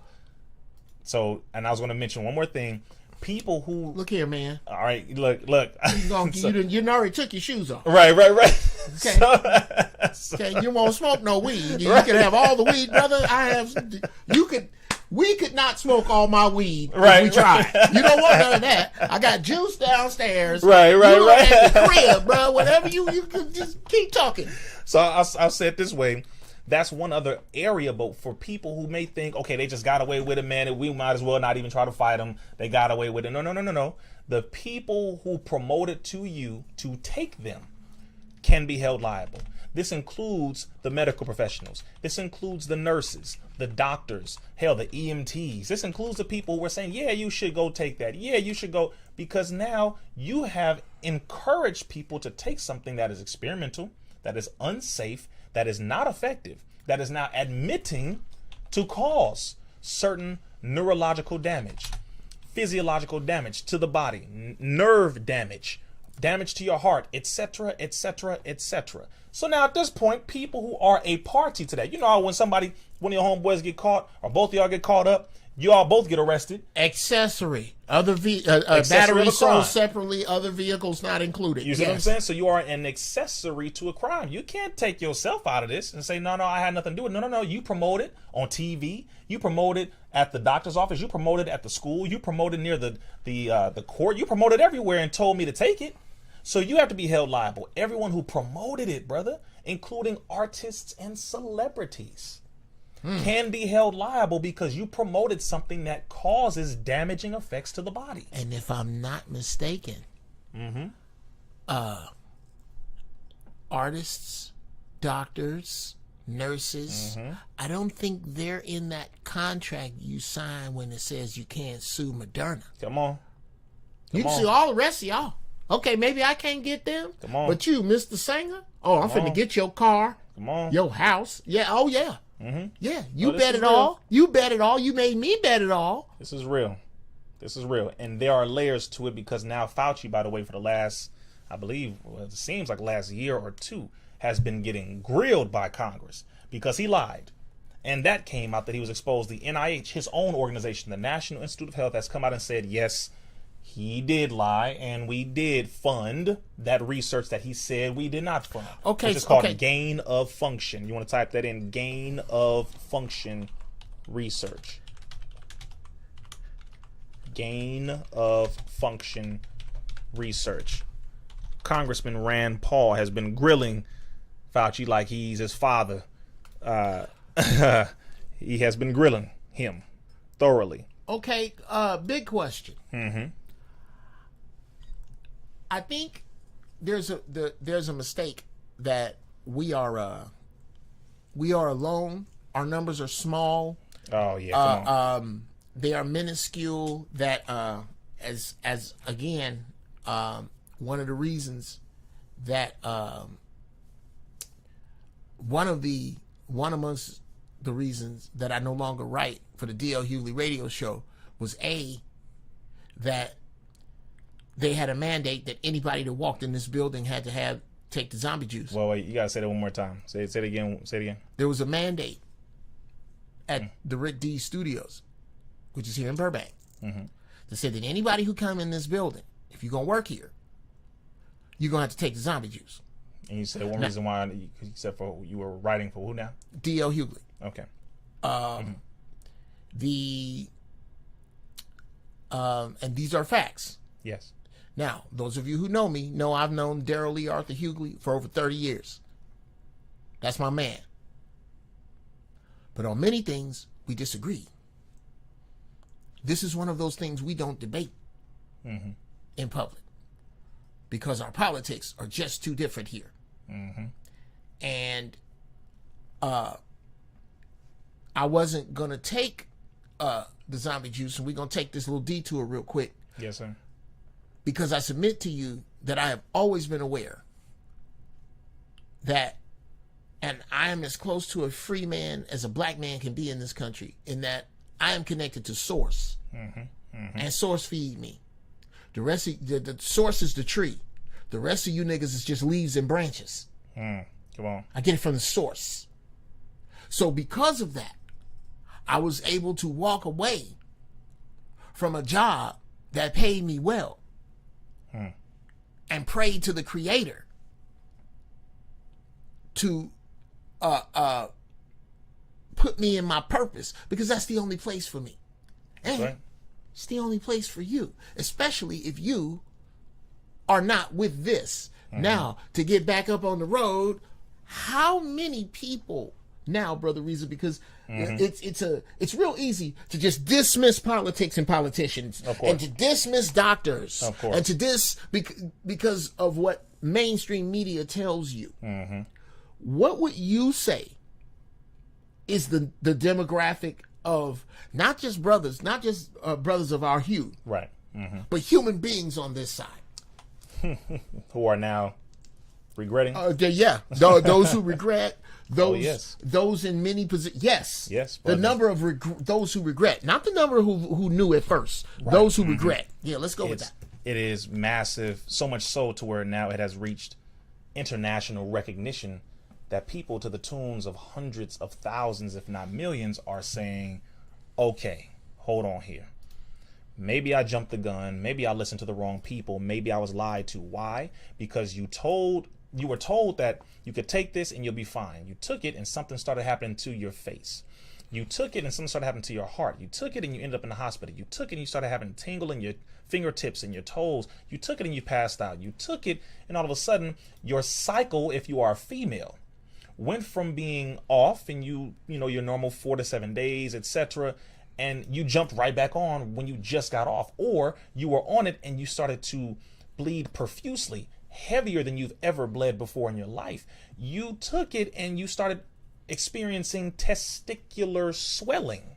My brother, that even when Nicki Minaj brought that up, they tried to come at her and say, you crazy, because she said her friend took it and he started his, testicles started becoming inflamed and swollen. Well, all of these are on the VAERS system, which is the reporting system where you report all these negative effects from the shot. Brother, tell me Gene, you been showing on my pants. Pants don't lay on my leg the same. I'm telling you, brother, people were like, what is going on here? So many, brother, I'm talking about over 1 million reactions reported. You're talking about over 7,000 miscarriages, over 30,000 deaths. You're talking about over 75,000 hospital visits, emergency room visits, brother. As a result of the shots directly, not as a result of anything else. Okay, I'm gonna pull one out on you real quick. Just because it's coming to me right now. A mild, I don't know if you want to call it a surprise, but I have cats that follow me, my nephews and some young Jedis that I'm working with. One of them, very, very bright young brothers. One of them is my man Zen Master, and I put this up. I put it up here, y'all. This is the thing I'm throwing in. Is the doors of the church is open now, so whosoever will, let him come on in, and you can smoke on your end. I can't smoke right now, but I'm gonna make up for lost time right later. But it would appear, Zen, that you have some opposition to what Brother Riza is saying. I invite you into the dojo at your own peril to pull your cute little sword out. But I only roll with the sons who have the swords of light. Now, he got the sword of light here, but you are more than welcome. Yes, sir. To come on in and debate directly. Don't type. Just debate. Ask your questions. That way you don't... See, this was preordained because I hated this damn chair because it don't match the curtains. But it's picking up your tie, and that shit's killing. That's dope. You're hilarious. That looks great. Yeah, Zen or anybody else. I just dropped it in there. I dropped it in the what's name? I think I did. Yeah. There it is right there. There it is on StreamYard. If you Plat Al. There we go. Yeah, it's right there. You want to come in? Come on in the room. Now, another question about it, brother. Because I have, and this is on some wild existential. I'm not going. Oh yeah. Well, first, while it's on my mind, shout out to Brother Minister Louis Farrakhan. Yes, sir. I sure hope I gosh, I hope this gets back to you. Because this is the only way I can talk to you. I'm going to be tongue-tied and cry like somebody stole my bike when I meet you. I have a name for you, and I think it should be a billet. I think it should be a station amongst us, and that is Soul Brother number 1. You are. If it ain't you, who is it? I like that. That said. Oh yeah, young Bruce House. That's another one, a fantastic young Jedi, man. You come on in here, man. I put it in the chat here somewhere. Find it. There is going to be. It is started. It is started. There is a grand divide. A grand divide. And you got people. Sit tight, Spark One. I see you. You have people on both sides of this.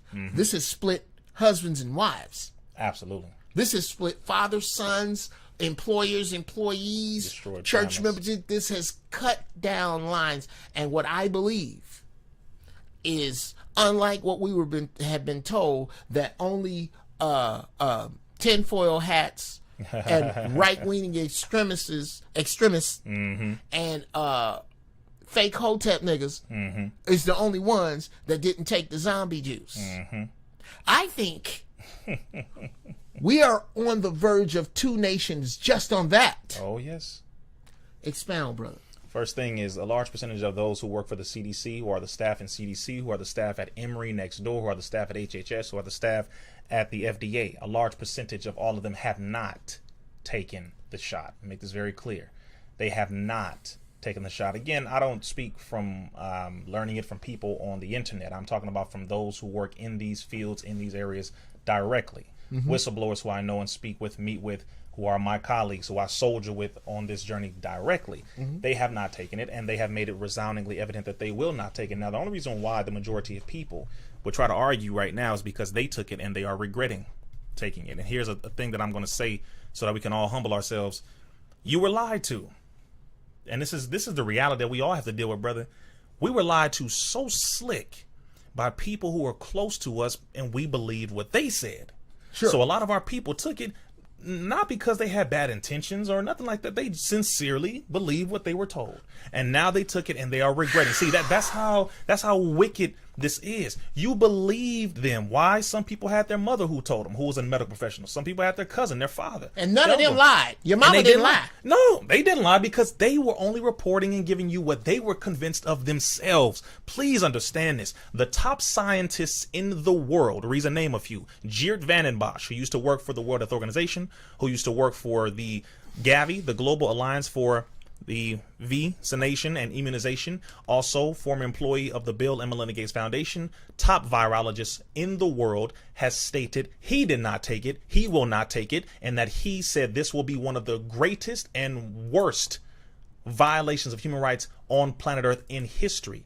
Number two, you have someone by the name of Paul Alexander, PhD, epidemiologist, former HHS scientific advisor, former advisor to President Trump when it comes to scientific advising, who also stated, no, he did not take it. No, we should not take it. No, the children should not take it. And three, by the way, who I will be conducting a class with on the 20th, exposing all of this as well. I can go down the list with more scientific people, those with the degrees, those who work for these organizations, what have you. So at this point, brother, the level of regret is justified because the people were lied to, including the medical professionals who took it themselves, including the people who got the degrees to go to school for this, who believed in this.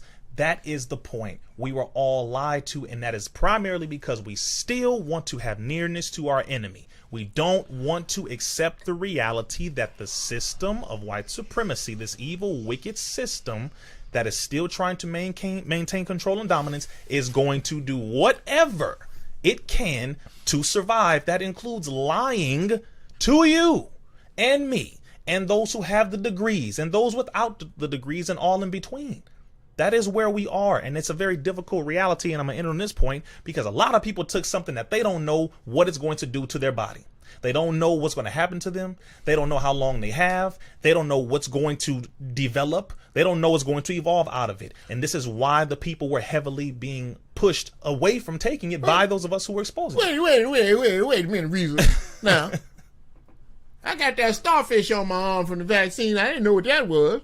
I didn't know about, what about polio? What about polio? Polio was eradicated, Riza. Wait a minute. Not by the shot. I'm going to give you a chance now. I'm trying to cross the street. Cars keep coming. All these vaccines I took when I was coming up, I didn't know what was in that. Now, what's the difference? Number one, diet, sanitation. Those are the two reasons why polio was eradicated. The shot didn't do it. It was a sanitizing of the environment, number one. It was a changing of the diet, number two. This is according to the scientific data. The trend went down and completely was plummeting. What can they look up? Well, first, you can, matter of fact, you can type that in. Go to the Substack of Geert van den Bosch. This is the area where scientists upload their paperwork. Substack. You look up Substack of Geert van den Bosch, Geert. Thank you. I know he's German. Van den Bosch, Vandeen. Last name Bosch, which I believe is BOSSCHEE.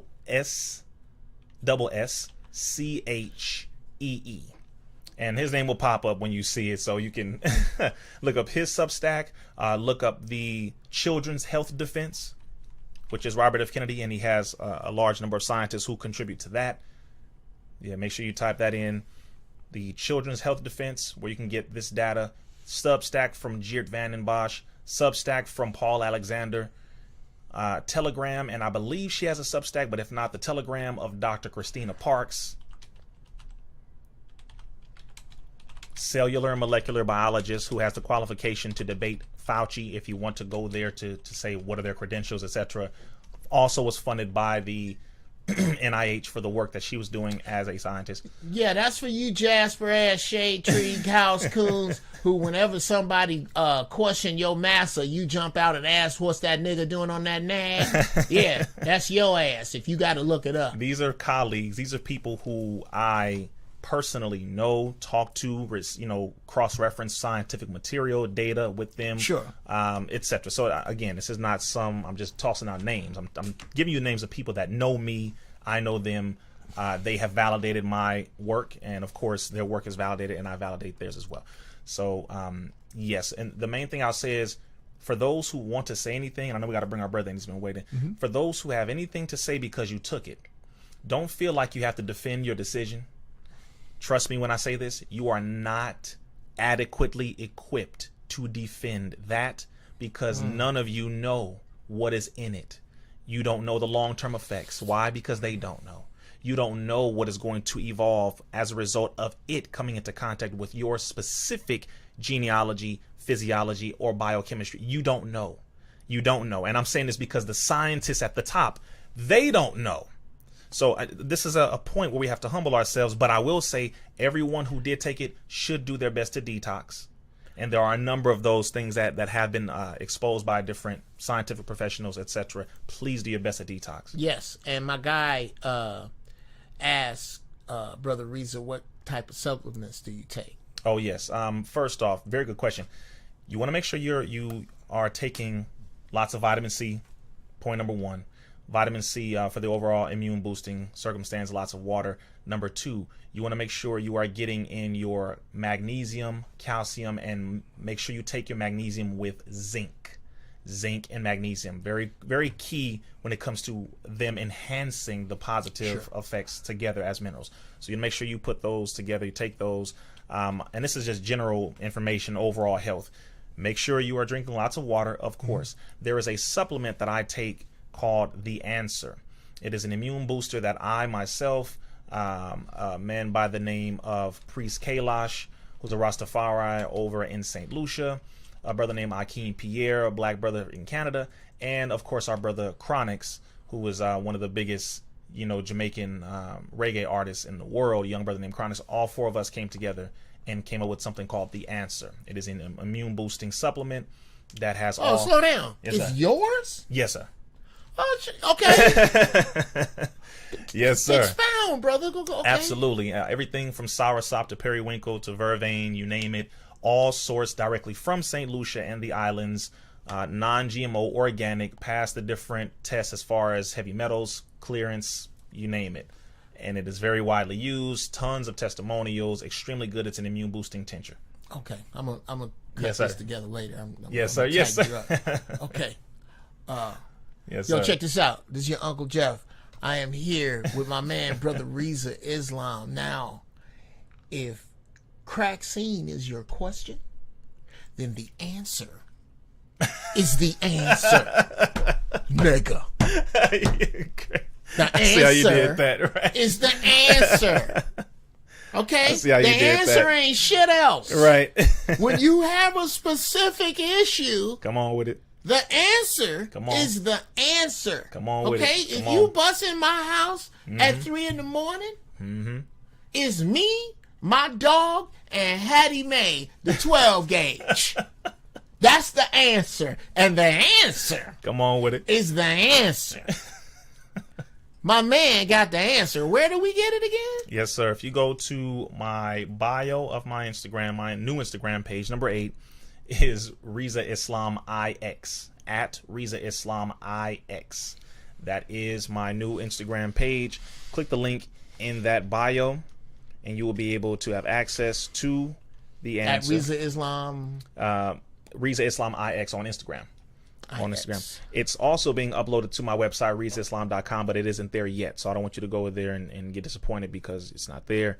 But just make sure, yes, you go to RIZZA ISLAM IX on Instagram, click the link in that bio, you'll be able to access it there. And also, there are a number of other things that I take as well.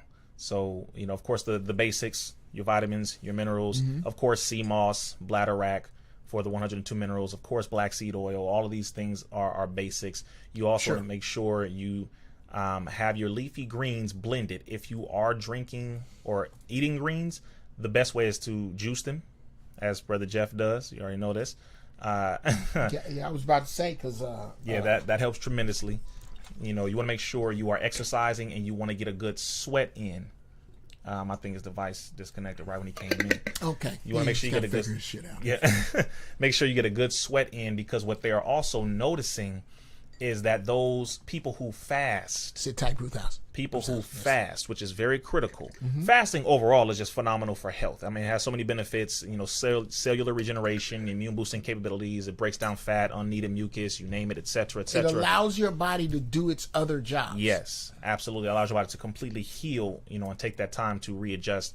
But fasting starves these viruses and potentially the spike protein that is in that shot that you took. Fasting is something that helps to remove or reverse the negative effects that this spike protein is activating within your body. Again, there's still more studies being conducted on that, but they did determine fasting is a critical component. Sure. Now, there is a... that's smelling my beans. That's my beans I smell. Okay. Yeah. I'm going to hit this real quick. Yes, sir. And then I'm going to put you... yes, here's what I'm going to do. I'm going to bring into the dojo... I'm going to scoop the camera that way, brother. And please understand, we must appreciate Brother Riza for his time. Okay? Yeah, let me say this. Let me say this real quick before I allow you two young Jedis to spar with this master Jedi that has come in here with us today. Okay, Brother Riza has been on huge platforms, the hugest, and has taken his time to come over on our little growing corner of the internet, and I can't thank him enough. Y'all are in here with the real deal. This dude is not playing. This dude, yeah, I know he kind of runs away from it. I'll say it in public. The Malcolm X energy is back. It's freaking respect, back, brother. Respect. It's back. I mean, Respect. it's back. Anyway, Brother Bruce, unmute yourself. Y'all come on in the room. This is Bruce House and Spark One, who are avid nephews to be up in here, young Jedis. That's right. That's right. If y'all got any questions, any comments, let them go, because these are sharp cats. Then you talk to Riza while I go, because if my bean's stuck, I'm gonna be fucking pissed. I'll be right back. Yeah, go catch those, brother. Go catch those. First and Brothers, foremost, brothers. I wanted to say thank you, brother. Absolutely. Yeah, we Hello? family, brother. Yes, sir. Can you hear me? I wanted to say thank you. Yeah, can you hear me? Yes, sir. Yes, sir. I wanted to say thank you because I work in pharmacy, right? And Yes, sir. when you were talking about the flu shot, I want to say maybe contain mercury. Yes, sir. You cutting out, brother. Last thing I heard was you said mercury. And so I remember I asked the pharmacist about, do flu shots contain mercury, And when she said no, and I said, well, then what's this chemical? And then she goes, well, how did you know that that's mercury? And then I said, well, I've been doing a little research. Right. So I've been reading. She said, I went through, she said, I went through 6 years of pharmacology and I didn't realize that until last year. How did you Wow. know that right now? Wow. So I wanted to thank you about that first and foremost, because that put me let me know in the playing field that even though the pharmacists say that they want to help people, sometimes they know what's up, but they just play quiet. Absolutely. Yes, sir. Well, that's a fact, brother. And you said, are you a pharmacologist or you're an assistant or? I'm a technician. Gotcha. Oh, okay. Yeah. You in the other area that people don't know too much about. You're in that area. Yes, sir. I'm Yeah, with you. man. So I've seen it all. Like I've literally watched the crack scene dealt out by thousands. Yes. And it's interesting to see. It's interesting to see what they do, And I always tell people, I said, you know what? When it comes to this crack scene, you know how like people say, well, why don't you go out to where the white people at? I would have rather gone to the hood, because that seems like that's where they were sending all the white people. I worked in the hoodest of pharmacies, and I didn't see a black person for the crack scene, I'd say, for the first 6 months. Come on. That's a fact, brother. That's a fact. That is a fact. And it was like they were directing traffic from lily white areas far and wide, and it was really strange to see that. Really strange to see that. Also, I don't know if you know this, brother, but they've changed. Pfizer alone has changed their formulation 3 or 4 times.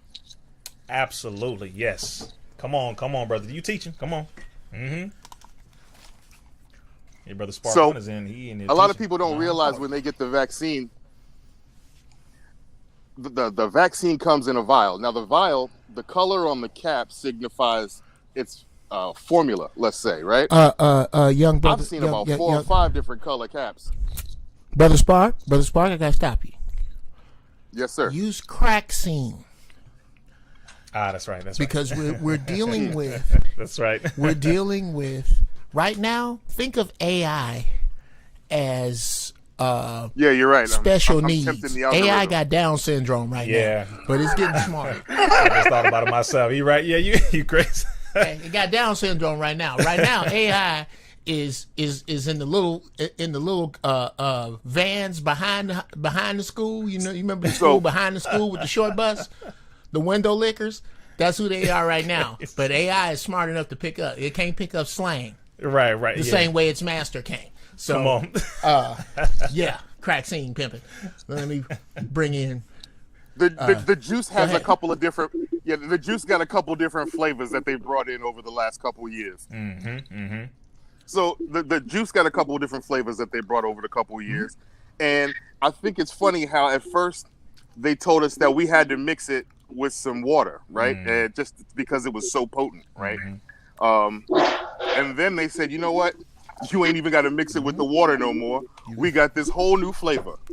Instead of the purple tops, we got the orange tops. And the orange tops don't need the mixing. Come on. And then you're like, oh, and then they come out with the pediatric, and then they say, well, wait a minute. If the pediatric's supposed to be the same formulation as the adult, shouldn't you just draw up a smaller dose of it? on. Nah, it's a whole completely different formulation. So it's a different flavor. There are all these different flavors, and they're trying to justify us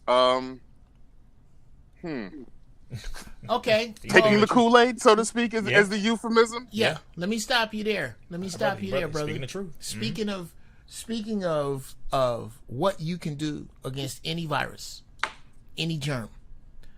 Number one, the people who made up this garbage use chemicals that come from this planet. I'd like to believe come from this planet. So do the antidotes. That's a fact. If you do not eat death unto yourself, pretty please with sugar on top. Stop saying grace over rib tips, nigga. You know better. Lord, please bless these brain worms I'm finna eat. Stop. That trichini worm. Yeah. Yes, sir. Lord, please bless me eating this animal that eats its own shit. He's not gonna do that anymore. He's taking out the God ain't playing with you like that no more. This is spinach, celery, apple, ginger, mint, cilantro. That's a good mix. Heavy metal detoxifier. Yes, Cilantro. yes, Good. sir. Heavy metal. For those of you who don't know, a natural heavy metal detoxifier is cilantro. Definitely. It goes in and attracts itself to heavy metals and pulls them out. I also take Sunnays number 9 and number 7. One is bentonite clay. The other one is psyllium husk. Yes. And I drink that with activated charcoal. Oh yeah, you're doing a real detox on that. Oh, brother. bruh, Yes, every sir. weekend. Yes, sir. Because I don't know what they putting in what I think is healthy. Now, Brother Dice, let's bring Brother Dice in. Before I ask true how that. you True doing, that. Before I ask how you doing, I want to say thank you for not smoking right now, not in respect to Brother Riza, but so you're not teasing me, because I can't smoke right now. I thought that was some bullshit. You came in here puffing away like normal, like we normally do. You see I'm not smoking. That's disrespectful, young man. I didn't know I was in the room until I looked up. I thought I was still backstage. Bro, you know I'm Bro, I didn't even get that either. Man, you front and center, my brother. What's on your mind, Dice? What's happening? You know, I'm typically rolling up on camera. I wanted to take this time to promote something if I can. Okay, well, as long as it's positive. Yeah, like I got this group on Facebook called Gangster Nation. Yes, sir. It's GAINSTA Nation. And I be wanting people to send me a friend request, and I'm gonna send you an invite to the group. And what the group is like, it's a book club and a support group. Okay. Like, There you go. the first book I started off with was Dr. Robert A. Glover, No More Mr. Nice Guy. I want y'all to check that book out. But I made videos, and it's like 10 videos in the group right now, from the intro of the book to the end, to the last chapter and the epilogue. And then once that's accomplished, I wanted everybody in the group to like, say like if I get like 1,500 people in the group, and everybody cash out me $1, that's $1,500. But it's not just for me, it's for all of us. And like my friend was telling me, like, how this gonna work out? I said, in the beginning, we just gonna have to do a certain amount of people a day. But trust, the money is coming. It really ain't about the money. It's about like us trying to make something that I'm gonna get somebody that can read better, and I'm gonna make better videos. But I was just trying to start it off. And I be trying to get people to come in and check the videos out. And once that's accomplished, everybody hit like, and then we can go to the next lesson. Because I got like a curriculum that I teach. Absolutely. Let me stop you there. Yeah. In the words of RIZZA, never be afraid to start small. Yeah. Absolutely. Never be afraid to start small. Absolutely. Would absolutely love to check it out. Are you familiar with Brother RIZZA Islam's work or his teaching? Yeah, as a matter of fact, before you answer that, bro, what is the proper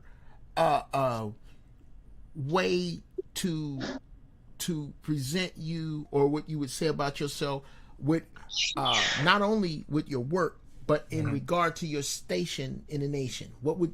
Oh, yes, sir.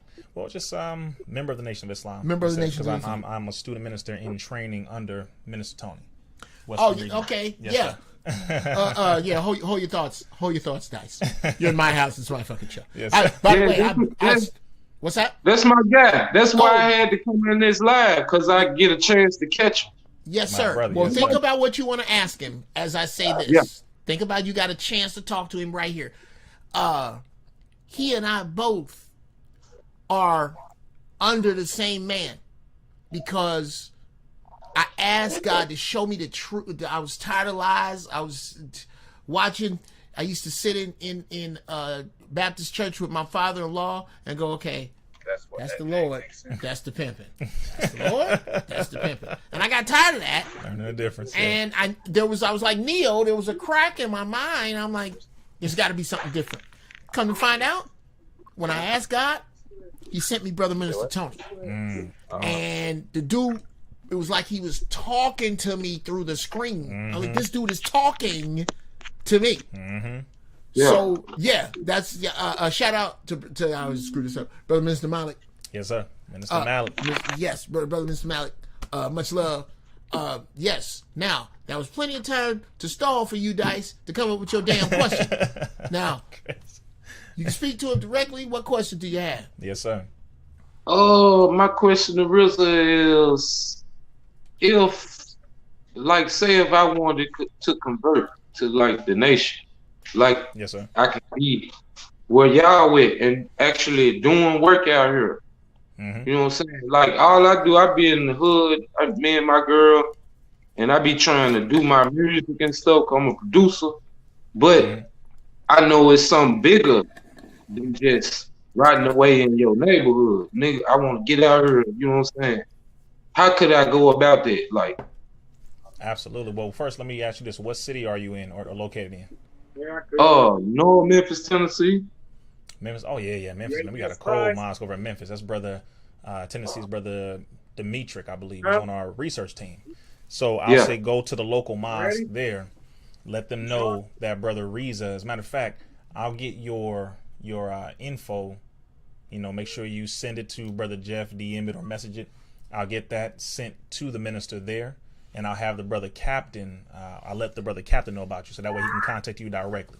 Because you in a strong area. You know, we want to. It's not about converting, because we're taught that every original man and woman is a member of the Nation of Islam by nature. Now the difference is whether or not you want to come into the military. You see what I'm saying? Where you said to do the work, because when we do this work, brother, it's a dedication to life. It's a lifelong thing. You know, it's not oh, look at us, we look good. Oh yeah, they look strong and suits and no, brother. It's a lifestyle. You know, we do our best to really live this lifestyle, going after our people, to help our people. So I'll get you in contact with them directly, and then just go to the mosque. You know, go on Sundays, go to the mosque, train with the brothers on Mondays, just to learn, brother. And if it is something that calls to you, then you'll go into those next steps. But just get around the brothers and start learning. Okay. Yeah, Okay. that's what's up, bro. Absolutely. He's a strong soldier. I'm looking at him right now, brother. You a strong one. Especially out in Tennessee. Yeah, you got to be strong to be living in Tennessee anyway. Yeah. It's That's going black down man. for real Come down in on. Memphis, brother. So Yeah. It's like I grew up in '82. I was born in '82, but it's like I've been doing music, but you know how the music is. But my mind then gravitated past the music. You got Like a higher purpose for it. I'm trying to build something, because everybody always say we need to come together. But okay, I'm trying stop to make there. something Stop there, solid young so we can come Jedi. together. Stop there. Stop there, young Jedi. Here's what has happened to you. There is a universal elevation of the consciousness level. Not everybody is gonna float. Only those of us with air and light will float. The rest of these niggas running around here with all that lead because they don't drink no cilantro juice, they're gonna sink. You are rising with the conscious level to understand that you are supposed to ask that question. That there is more required of you. The Creator would not have put that in you. The Creator would not have asked for your biscuits if he didn't think they was done. Come on. Your life, all that crazy shit you done been through, all that shit folks know and don't know, has forged you into an instrument of positivity for the Creator, and you are ready now, which is why you asked this question now, which is why he told you now, as opposed to any other time, brother. You are as ready as you need to be. You're as ready as you need to be. You don't need to get no readier. Go on down to the mosque and find them, because you know what happens when you try to get ready? You go get shit you think God won't. You think God wants you to have. God don't want you to do shit but show up. Go down to the mosque, brother. And speaking of that, I had that as a question. Brother Riza, I gave this as advice to somebody on a show once. I said, I can't speak for the nation. I'm not a member. I don't. But if you were, this dude asked me if a girl found herself on the street and in trouble, what would you tell her to do?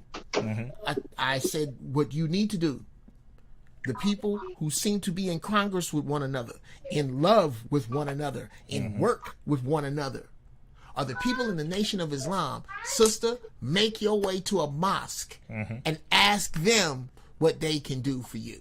Absolutely. And the other question was like, well, could I just go to a regular black church? No. Go to a mosque. Good luck with that. Yeah, go to a mosque. Find a mosque. I ain't saying these people are perfect. Right. Nobody is. Right. And our family at the churches, there are some churches that have some resources as well. You know, so definitely, depending on your circumstance, you know, I definitely will advise you to go to the mosque, because we do have tons of resources. And then we can direct you. If we don't have the direct resources, we can direct you to those that do, whether if it's food, clothing, shelter, get a job, you know, rehab, you name it. There's too many resources out here not to be spreading around. There's just so many people are selfish and they don't want to really help the way they make it seem that they do. Okay, brother Bruce House, Spark One. Yes, sir. Speak up, man. He's right here. What's on your mind? Am I clear? Yeah. Yes, sir. Can you hear me clear? Yeah. Oh, okay. Knock it out. Okay, so I guess a two-part question. Is, as a brother that's doing the work, I understand that you have, you know, there's people you do business with, but is it a statement of fact that we don't have no friends as a people? No, I will say it this way. We are the majority on the planet, so that statement is not necessarily mathematically precise. We make up the majority of people on the planet Earth. So in order for that statement to be an actual fact, that means we'd have to be the minority. So I have to say it this way, because I know our beloved, I believe it was Dr. John Henry Clark, I believe, is who made that statement. And when he was making that statement in a debate, actually, with a European, he was making that statement saying that when it comes to their side, meaning when it comes to white folks, that we as melanated people do not have friends. We have no friends. He was saying from their side. He wasn't saying melanated people don't have friends in other melanated people. He was saying when it comes to the Europeans, that none of them as a collective group are our friends. And that statement I absolutely agree with to this very day. I do not trust them as a collective group. Now, are there individuals who have proven themselves to be allies because of work that they have done, actual results, tangible things they have helped us to do, individuals? I'll just say when it comes to this whole CRACKSINE injection circumstance, the person who brought me the information about what they were doing to black boys way back in 2014 was a Caucasian woman. You see what I'm saying? I'm not going to cap here. I don't need to lie, and I'm for damn sure not going to cap and big up white folks, but I have to speak the truth where it is. So it doesn't matter, you know, at this point, it's just the truth. It was a white woman that brought me this information. Here's the major problem. A lot of black people knew about it, but they weren't speaking up because they had sold out. This is the fact now. She referred me to two other Caucasian women who went into more detail. Then they brought Robert F. Kennedy Jr. to me.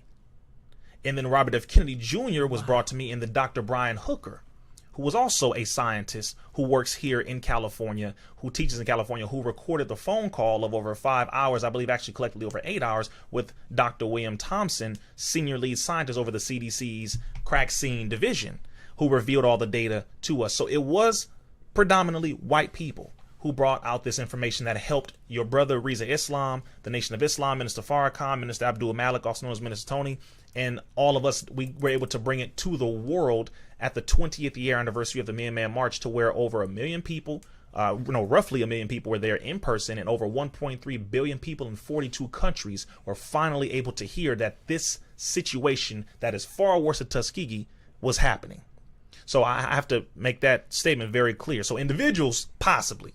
But as a collective white folk, no, we do not have friends when it comes to the Europeans collectively. That statement is still fact today, but I had to just clarify that we are the majority on the planet Earth, so therefore we are friends among our own people if we do it right. Here to co-sign and gator back on what my man just said. Gator back. We don't piggyback anymore. No, we don't do that. That's a fact.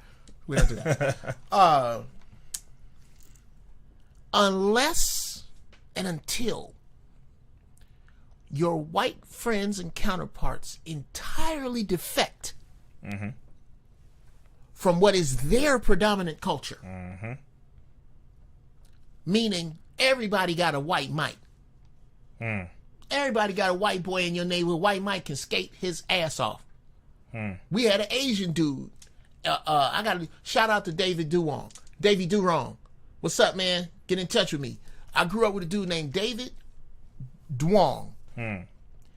David's father brought him back from Vietnam in a bag. Wow. His father was in the army. You close your eyes, Davy Durong sounds just like the rest of us, because that's what he don't know nothing about Asian culture, because he was brought up over around 60th and Damon with the rest of us. So we know which way he's shooting. If they have not, this is my problem with Joe Biden. Joe Biden has yet to denounce his allegiance to Strom Thurmond. And if he hasn't, then when? We all know that Strom Thurmond was a wide open racist. We all know that Strom Thurmond is on more than one occasion noted as his mentor, his idol. So if that's the case, please tell us, President Biden, when did you separate from his ideologies exactly? When did you denounce them? And how do you feel about them now? If he can't answer that, then you don't have to ask yourself what side he's on. Those white people are the white people who err on the side of humanity. They lead with their humanity first. Not with I'm white first. Not with I see how bad it is from over here. Here's some crumbs.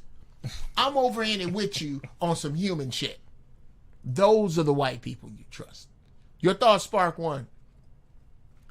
As we about to land this damn plane. I can't hear you, man. Your mic is muted.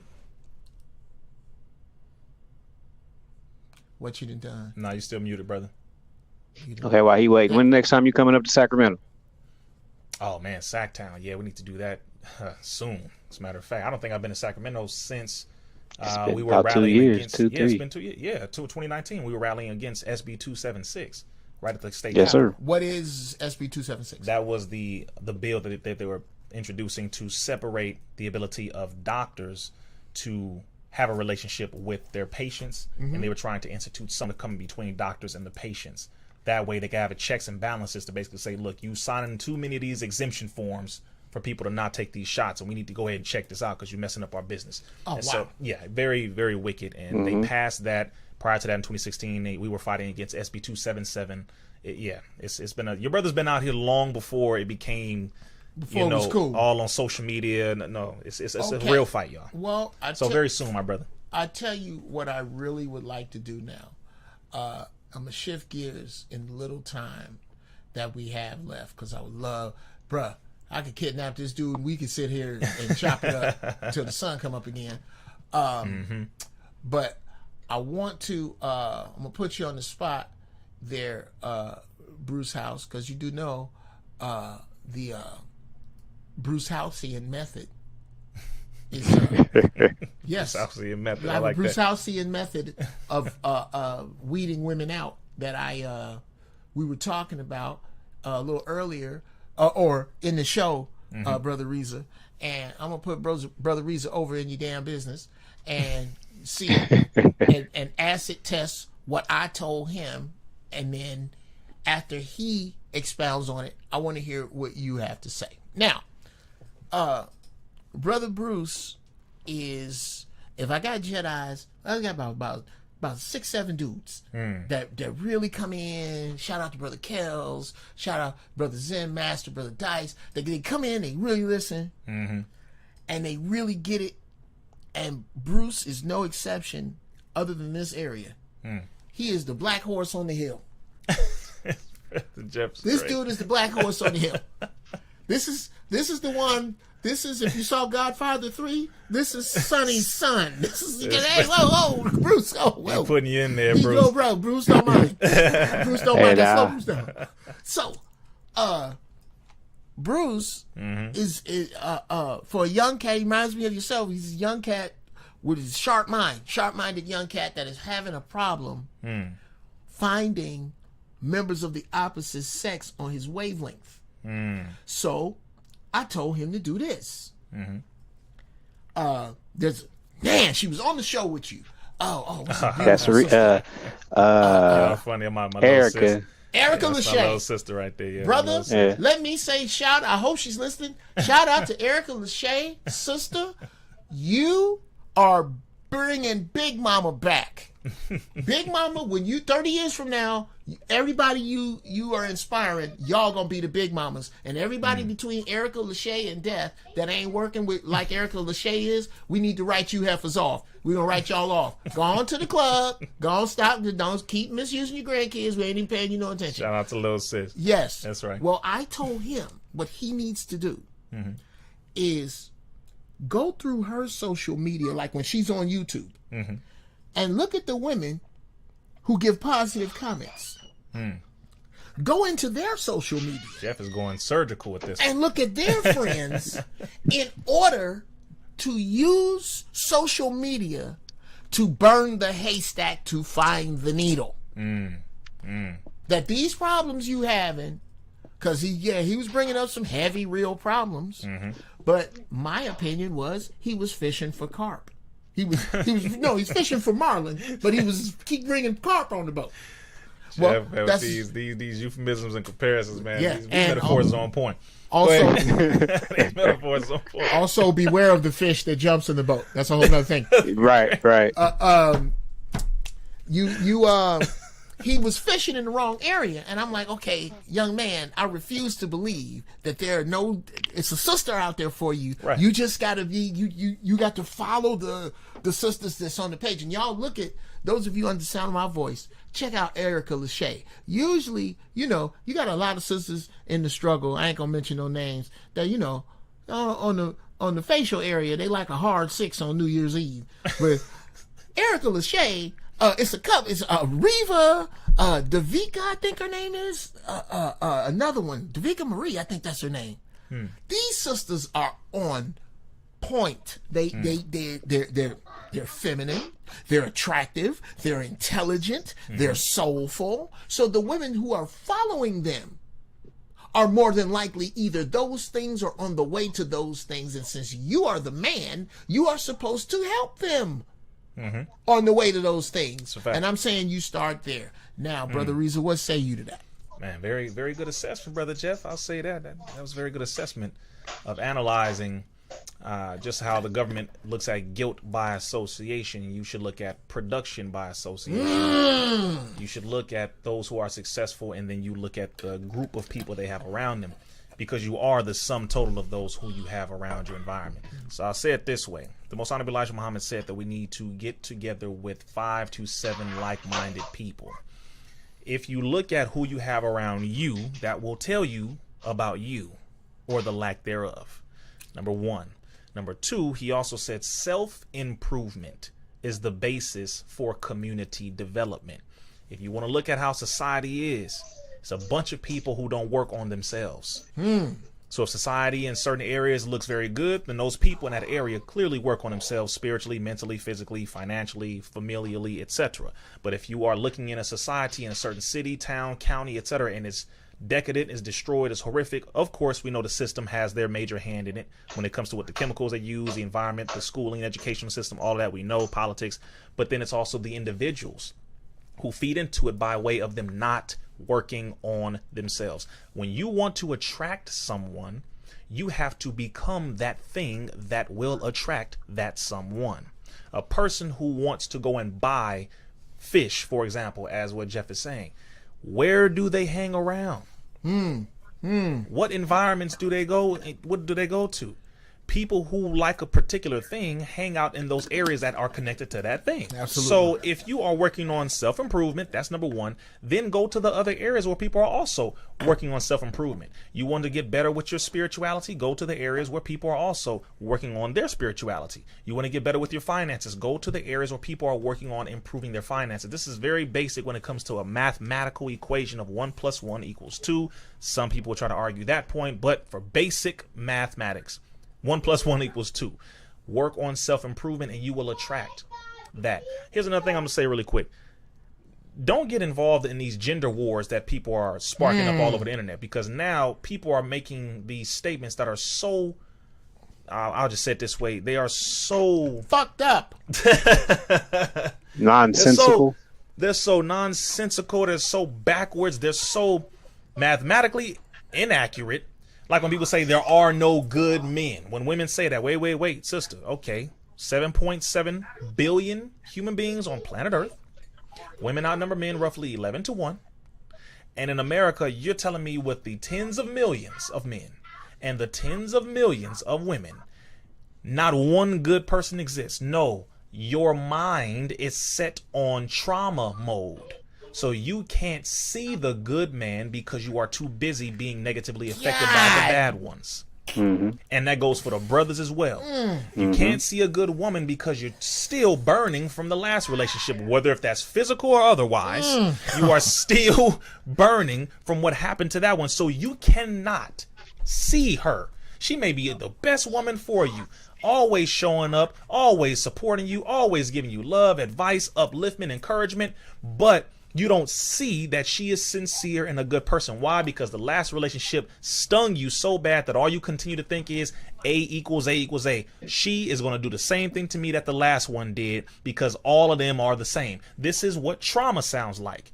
And we do it to each other. When it comes to brothers, we do it to our women. Then the women do it to us. And then what does that do? Justify us going out to another demographic of people and saying, well, my white boyfriend ain't never did that to me. Give it time.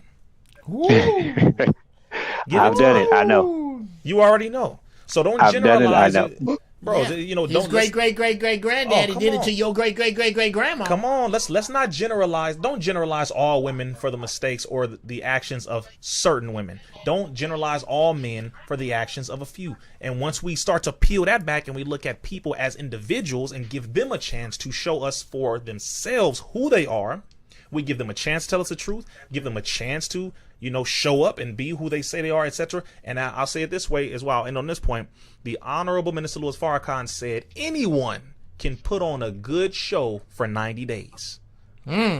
So take your time. Take your time. In the words of my uncle Jerome, a bullfrog can hold his breath for 4 hours. It's real. No, that's real. Yeah. Very real. So take your time, and God willing, you will attract that thing. But again, water seeks its level. So you are not going to attract something that is above you and you're trying to be on this level down here. You're trying to get with a Lamborghini Porsche type of person and you have a Honda mentality. It's not how this goes. You have to improve yourself through self-improvement. Work on yourself spiritually, mentally, physically, emotionally, which most of us need to do. Emotional maturity and mental maturity. We have to build that before we can try to get with somebody else while we damaged and they damaged and we trying to be too damaged as hell people right. who are currently being more damaged mentally. You don't even give yourself time to calm down and reset. Take your time. And Sit tight. Sit tight, Dice. I see you. You're going to be the last question. I see you. I got you. Yeah, love will find you when you find the love in self. Yes. So after hearing all of that, what's Yes, on sir. your mind there, young Geoff? Me? Yes, sir. Yes, sir. No, that sound right. That sounds exactly like it's supposed to go. I've done it because I've done the trial. Like I've been so mad at black women, and I'm like I'm just gonna try something else, and ended up right back with black women. Oh yeah, Come on, brother. And ended up right back with black women. There's only Like- so much seasoned salt. There's only so much. Also There's a only so thing. much casserole you can eat. Jesus Christ, woman, just go over my grandmother's house and learn something, Becky. I'll give you a ride. Okay, go ahead. I'm sorry. So, but you know, once it becomes what it is, it's like, all right, well, you know where home is, so I'm just trying to find the right house. Okay, and that becomes the challenge. Amen. So on that, young man, let me cut you off. So, how's your homework going? What do we have? What have we found? I haven't gotten to the comments. I was looking at stuff. I was listening and looking at stuff while I was at work. But I'm gonna get into it. I'm gonna definitely get to. Understood. Now that's the last time you can show up with your homework undone, there, young Jedi. Now next week. All right, first time and last time. Yes, last sir. Time. And real quick question, my brother. How young are you, brother Bruce? 33.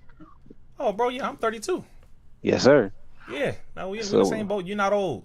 Switch that mentality off. Anybody listening, you're not old. Even Geoff, this brother ain't old, not even close to it. Thank You're you, brother. A young brother. He looks younger now than when I first met him. Yeah, do you know Just what? So you know. Thank you, brother. I'm serious. A lot young. I'm like, dang, I saw him. Like, hold on, man. What you? Well, here it is. This is, bro. It's that juice. You know what it is? I got serious. There you go. I got dead serious. I can see it. I'm back in the gym. There you go. There you go. I'm thinking about going back to coaching boxing. Get into it. Martial arts, whatever you want to do. Oh brother. yeah. I got a guy. Shout out to Savant Young. There you go. That's the point, now, brother. 33, yes, you young, bro. So you young, brother. Yes, sir. So yes, brother Bruce, please, brother, check back with me. I want to know. It's this thing, brother Riza. When I find a good dude, I want to try to put. I you gotta I get say it around all the them. time. I swear for God, I love black love. Yes, I'm trying to get more black love together. So please do that. And with that, Bruce, get the fuck out of the room. That's what I do. I hang up on people and I throw them out. But I love Bruce. But he knows that already. He already knows. That's what the fuck's going on. Okay. Yeah. This brother Geoff right here, man. That's that love right there. That is the official way people get put out of here. I just get the fuck out of here. So, Dice, young man. Hey. Do you have any? Do you got a question for the brother while we got him? I was listening to him speaking on relationships, and I wanted to chime in on it. Mm-hmm. And it's like I got this saying, like, women are insane because men are stupid. And the reason why I say that because it's like you've been dealing with women for however long, however old you are, and they never pissed you off. You gotta take them off that pedestal and look at them.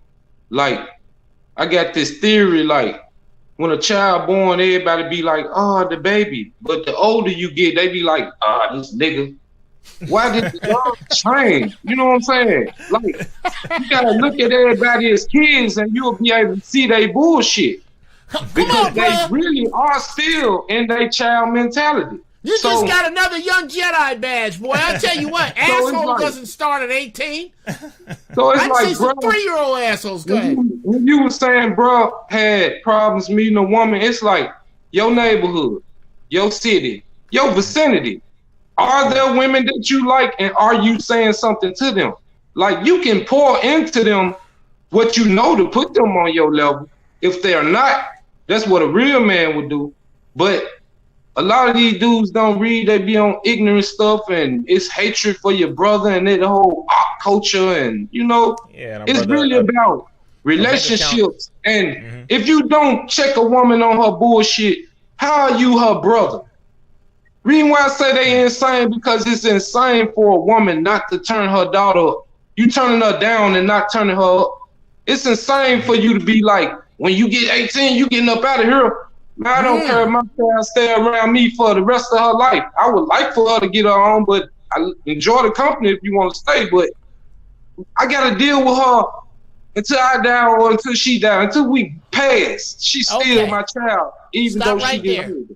Stop right there, Dice. Okay. It's insane for women to celebrate Kevin Samuel's death and all that. It's insane. And dudes act like they don't see it. Okay, hold on. I feel you. We in the same place. Okay. Yeah. Now I'm gonna say something, and then I want you to get your thought together, because I'm gonna talk to brother Riza, and then you're gonna have to type it, because I'm gonna throw you the fuck out of here after this.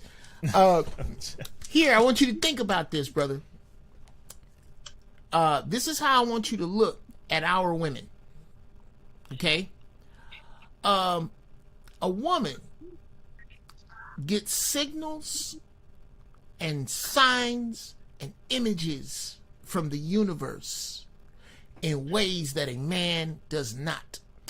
And they are so strong and so powerful that oftentimes, if the woman is not in full knowledge of these things, these energies in her, like the Tesseract in Marvel Comics, it eats its container. Yeah. Now you add to that the ignorance of what is coming to you, to the violence, the neglect that is being done to you. And you get this super powerful thing that uses its powers for evil. Because it doesn't know exactly what it has. It is your logic that is supposed to help house that energy. The problem becomes when that energy is too much for even your logic and knowing when to let go. What do you say, brother? What? I'll say it this way. First of all, we shouldn't be celebrating the death of any of our people, especially when our people are not the number one enemy on this planet. If you're not celebrating the death of white people or celebrating the death of any of these people who have been committing the most heinous human rights violations since the beginning of time, I don't know what would possess you to celebrate the death of any black man. However, I will say this. We as black men have to take responsibility for ourselves, number one, because a lot of us have not been there. As Geoff opened it up saying this, he opened it up saying that his generation dropped the ball. See, now that takes a lot for a black man to say something like that. That type of love and accountability and responsibility to see where he may have lacked or where he may have gone wrong in his generation. That's critical, because if we had more of that, then that would help a lot of our relationships. That would help a lot of our maturity as young black men in this generation. That would help a lot of us, because now it's like, okay, so I'm not just like this. I'm in this position because of what you did or didn't do, etc. Okay, thank you for letting me know. So now I can know what to separate from, what I shouldn't be carrying on and duplicating and running with, because this don't add to us. This takes away from us. That's one part, very critical. The other part of this is, yes, both of us have to be held accountable, because we both were destroyed. The black woman ain't did a damn thing to the black man in comparison to what the white man has done to us both. One thing I can't stand, brother, is when we start trying to throw all this fire onto the sisters as if she the one who has the power and control over our employment, power and control over our entire livelihood. Hold on. Wait, bro. I get sick and tired of Negroes who talk like this. They say, well, these females, hold on. First of all, name the female that you are talking about, who burned you, who harmed you, who hurt you, who probably disrespected you, who probably removed your children from you.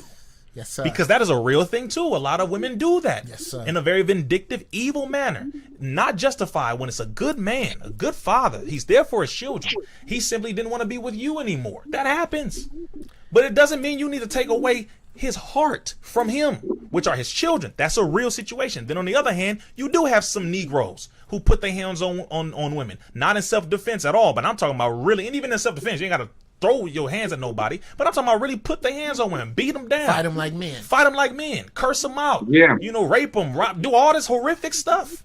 So on both ends, we have to take responsibility for this. We have to work on self-improvement. At this point, it's like, wait a minute, bro. If I really want to go there and start pointing fingers, I got to point at the original finger that poked us both, that affected us both, that destroyed us both, removed our name, our language, our culture, our religion, our understanding of God, our entire understanding of how we're supposed to be as a people. We didn't take that away from each other. We don't know what the hell's going on. You don't know who you are, and neither does she. So how am I going to sit here and argue with you? Why? Because you ain't got no smoke for your enemy, because you were never allowed to have none for him. The moment you turn on him, that's when the dogs get sicked on you, the water hoses get turned on you, your lights get cut off, the bullets start flying, because you know now you finally woke the hell up and you're pointing the energy where it belongs. And they don't like for you to point at them. They like for you to attack and kill and argue with one another. Nigga, stay right there. Just do that. Argue with each other, but don't bring it over here. You see what I'm saying? So there are layers to this, but so I do agree with the fact that we both need to work on ourselves. That's point number 1, 2, and 3, bro. And if we work on self-improvement, then our environment will get better. The women will respect us. We will respect them. We got to do our job as men, regardless to what other women are saying. There are things that men must do because it's our duty. And then vice versa, there are things that women as well too should do in the best interest of us as a people. So work on self-improvement, and the environment, God willing, will get better. Okay. Now, Brother Dice, I love you. But you two have to get the fuck out of here. And I know you had another question. Maybe you can type it in. But let's get that brother to the Memphis Mosque, definitely, like he was asking. Get to the Memphis Mosque. You should be able to get everything you need. Please, because you a strong-minded cat, man. Yeah. You are strong. Brother. You don't even know the dude. Here's who needs you. Here's who needs you. The young black man who is going to be standing on soil that will be called whatever, and it might not be called Memphis in 2089. Man, come on. He needs you, Dice. That's a fact. He needs you. And you know who know? Ouch, God. You know who knows he needs you? The 80-year-old Dice. That's who's talking to you. The 80-year-old Dice is like, look, all right, I'm trying to be the shit. Now, you know where the shit is. You know them dudes in the bow ties that be out in the summer and don't even sweat in the suit? I don't know how they do that. If I can learn one thing it's from the up brothers. Here, brother. It's all mental. I mean, it is blazing. That's a and fact. they clean up here with it. Up here with it. Clean, and you look on their face, they are not playing no games, and they're not sweating. Okay, if you could just teach me that, just teach me the not sweat part. Man, come on. But yeah, brother, get to the mosque. Get to the mosque. And the chat room is exactly right. Don Philly said, "Riza's a baby." Expert look like Jerry. Y'all hilarious. He's a young looking dude. And here's the thing, because he treat his body right. Yes, sir. Do my best. And he walks with the Creator. He got another 70 years of this. Man, God willing. Yes, sir. I'm pushing for that one. Yeah. So, that said, bruh, tell people where to find you. Yes, sir. I'm a steal as much of his time as I can, guys. Next time, the studio will be better. We at home with it. We at the crib with it right now. I'm just number one, Brother Riza. I'm knocking the shit out of 60. So technology, I'm just getting this grasp. But I know that the Creator did not give me this just to walk around talking to my damn self. That's right. So that's right. I'm growing this platform, and I cannot thank you enough for coming through. I could chop it up with this cat for hours. It's a fact. It's there is so much that God damn, I didn't get a chance to get into this thing. I'm gonna send you, and maybe we'll do this next time. The way to spot double talk. I was watching it when about the Roe versus Wade thing. Oh, of course. There was this big piece of double talk, and women do this a lot of times. Y'all use 300 words when no or yes will do, because you're using those words to build the ladder to get over accountability. But anyway, back on the road. I'm so glad you came. Absolutely. You are absolutely welcome. You are nothing but love here. You are unmuzzled here. Anything we can do over here at the First Church of Holy Shit and my congregation. I'm really thinking about getting the 501c3. Oh, don't do that. Come on, bruh, start talking to these damn people. Look here, I'm serious. I'm seriously thinking about trying to guide people. Right. Okay. Anyway, bro, I'm so glad. I'm so proud of you. Man, it's all love, bro. Tell us where you're gonna be. Tell Absolutely. us where to find you. All that. Absolutely, well, man. It's always good to be with my brother, like-minded brother. You know, he's a timeless black man. Whether if he thinks age is hitting him or not. This brother's a timeless person. He stays connected with all generations, above and below, all the way around, and that's why I roll with him. Because this has to be seen as often as possible. Yes. Because it's too much game banging amongst age groups and generations. How about that? It's too much of that. So we got to end that. That's one. Number two, you can find me. My website is RIZZAISLAM.com. Get ready for the blog and news site, which will be launching this week. That will be putting out the real articles, the actual facts of things that are happening from the scientific realm, legal, and of course the community work that I do. All of that stuff, you're going to see it in same way you go to CNN, NBC, whatever articles you see, same way you'll see articles being released from my news site. So RIZZAISLAM.com. Make sure you go and subscribe to that. Also, if you would like to be put into my text group, because some of you may know they remove your brother from mainstream media, social media platforms like every week. Make sure you text the number 310. Text the word peace to 310-634-0790. As a matter of fact, text the name Geoff. He's going to put it on the screen right now. Text our brother's name to 310-634-0790. That way I will know where you came from directly. And definitely, it's all love. I will be conducting a class for those who also want to get more information with when it comes to not only the shots, but the whole politics about it. What's really going on with it? The ingredients. Is it really a part of the depopulation agenda? What's really going on? I will be having one of the top scientists in the world, former Trump advisor himself, advisor from the HHS specifically, and scientific advisor by the name of Paul Alexander. We're conducting a class this upcoming week on the 20th. You have to click that, or pardon me, text that number. And when you text that number, I'm going to send you the link so that you can get your ticket for the class. We are going to be going over a lot of information that you're not going to get on the internet. I just put it that way. And this is from one of the top scientists in the world from the highest level that you can imagine. 310-634-0790. Make sure you text that. Subscribe to RIZZAISLAM.com. Follow my YouTube page, Rizza Islam Intellectual Extremist, and follow me on Instagram and Twitter, Riza Islam IX, TikTok, Riza Islam IX, for however long it will be up. Wow. Okay. Well, with that said, yes, brother, number one, I mean, I've never seen you ever in this state, but should you be in a position where you had to dust a fool off and now all of a sudden your knuckles are ashy? Here's Uncle Jeff's all-natural African shea butter. That is for you, brother. Oh, my brother. Okay? Come on. That's regular. It ain't got nothing in it. Ain't got nothing in it? Okay, yeah, I was going to have to ask. That's regular. My brother Geoff, man. Yes, that's regular. That's where it is right there. The sister sent it to me from Ghana. I put it right, I whip it and put it right in the jar. There you go. Now this, I know, these are words he doesn't use, so I wasn't like child support formula. This is child support formula. Oh, it has a wonderful smell. It has a wonderful smell. Did you smell that? This is a child support formula. Okay. Oh wow. If you with child support formula, bro, I just made a new batch because I sold out. Oh man.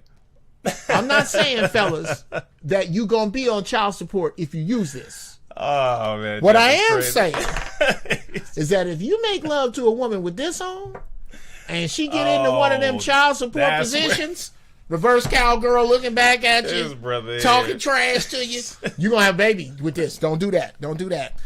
The other flavor I have is, can I borrow your car? That's this one right here. This brother. This one. That's a unisex fragrance. Okay, you put this on. Pretty neutral. This is neutral fragrance. It's crazy. Whichever one of you puts this on, if you ask the other person after sex, can I borrow your car? The answer is yes. That's how good this shit is. Now, get you some shea butter. Get you some shea butter. Go to coverthash@gmail.com. You cannot be serious. All right, man. Bro, all right, man. Hold on. Okay. That's my logo. That's my logo. Changing the world one ashy ass at a time. Coverthash@gmail. Go there. Ain't no excuse for walking around ashy. That ashy knuckle nigga. There's no excuse for you. Oh Uncle man, Geoff is you here. are a writer for real. Yes, that was sir. too. All right, taking on my glasses, brother. I got tears. This is I crazy. love y'all. Wow. I love y'all. Thank Leave it y'all up to Geoff so much Brother. for coming in.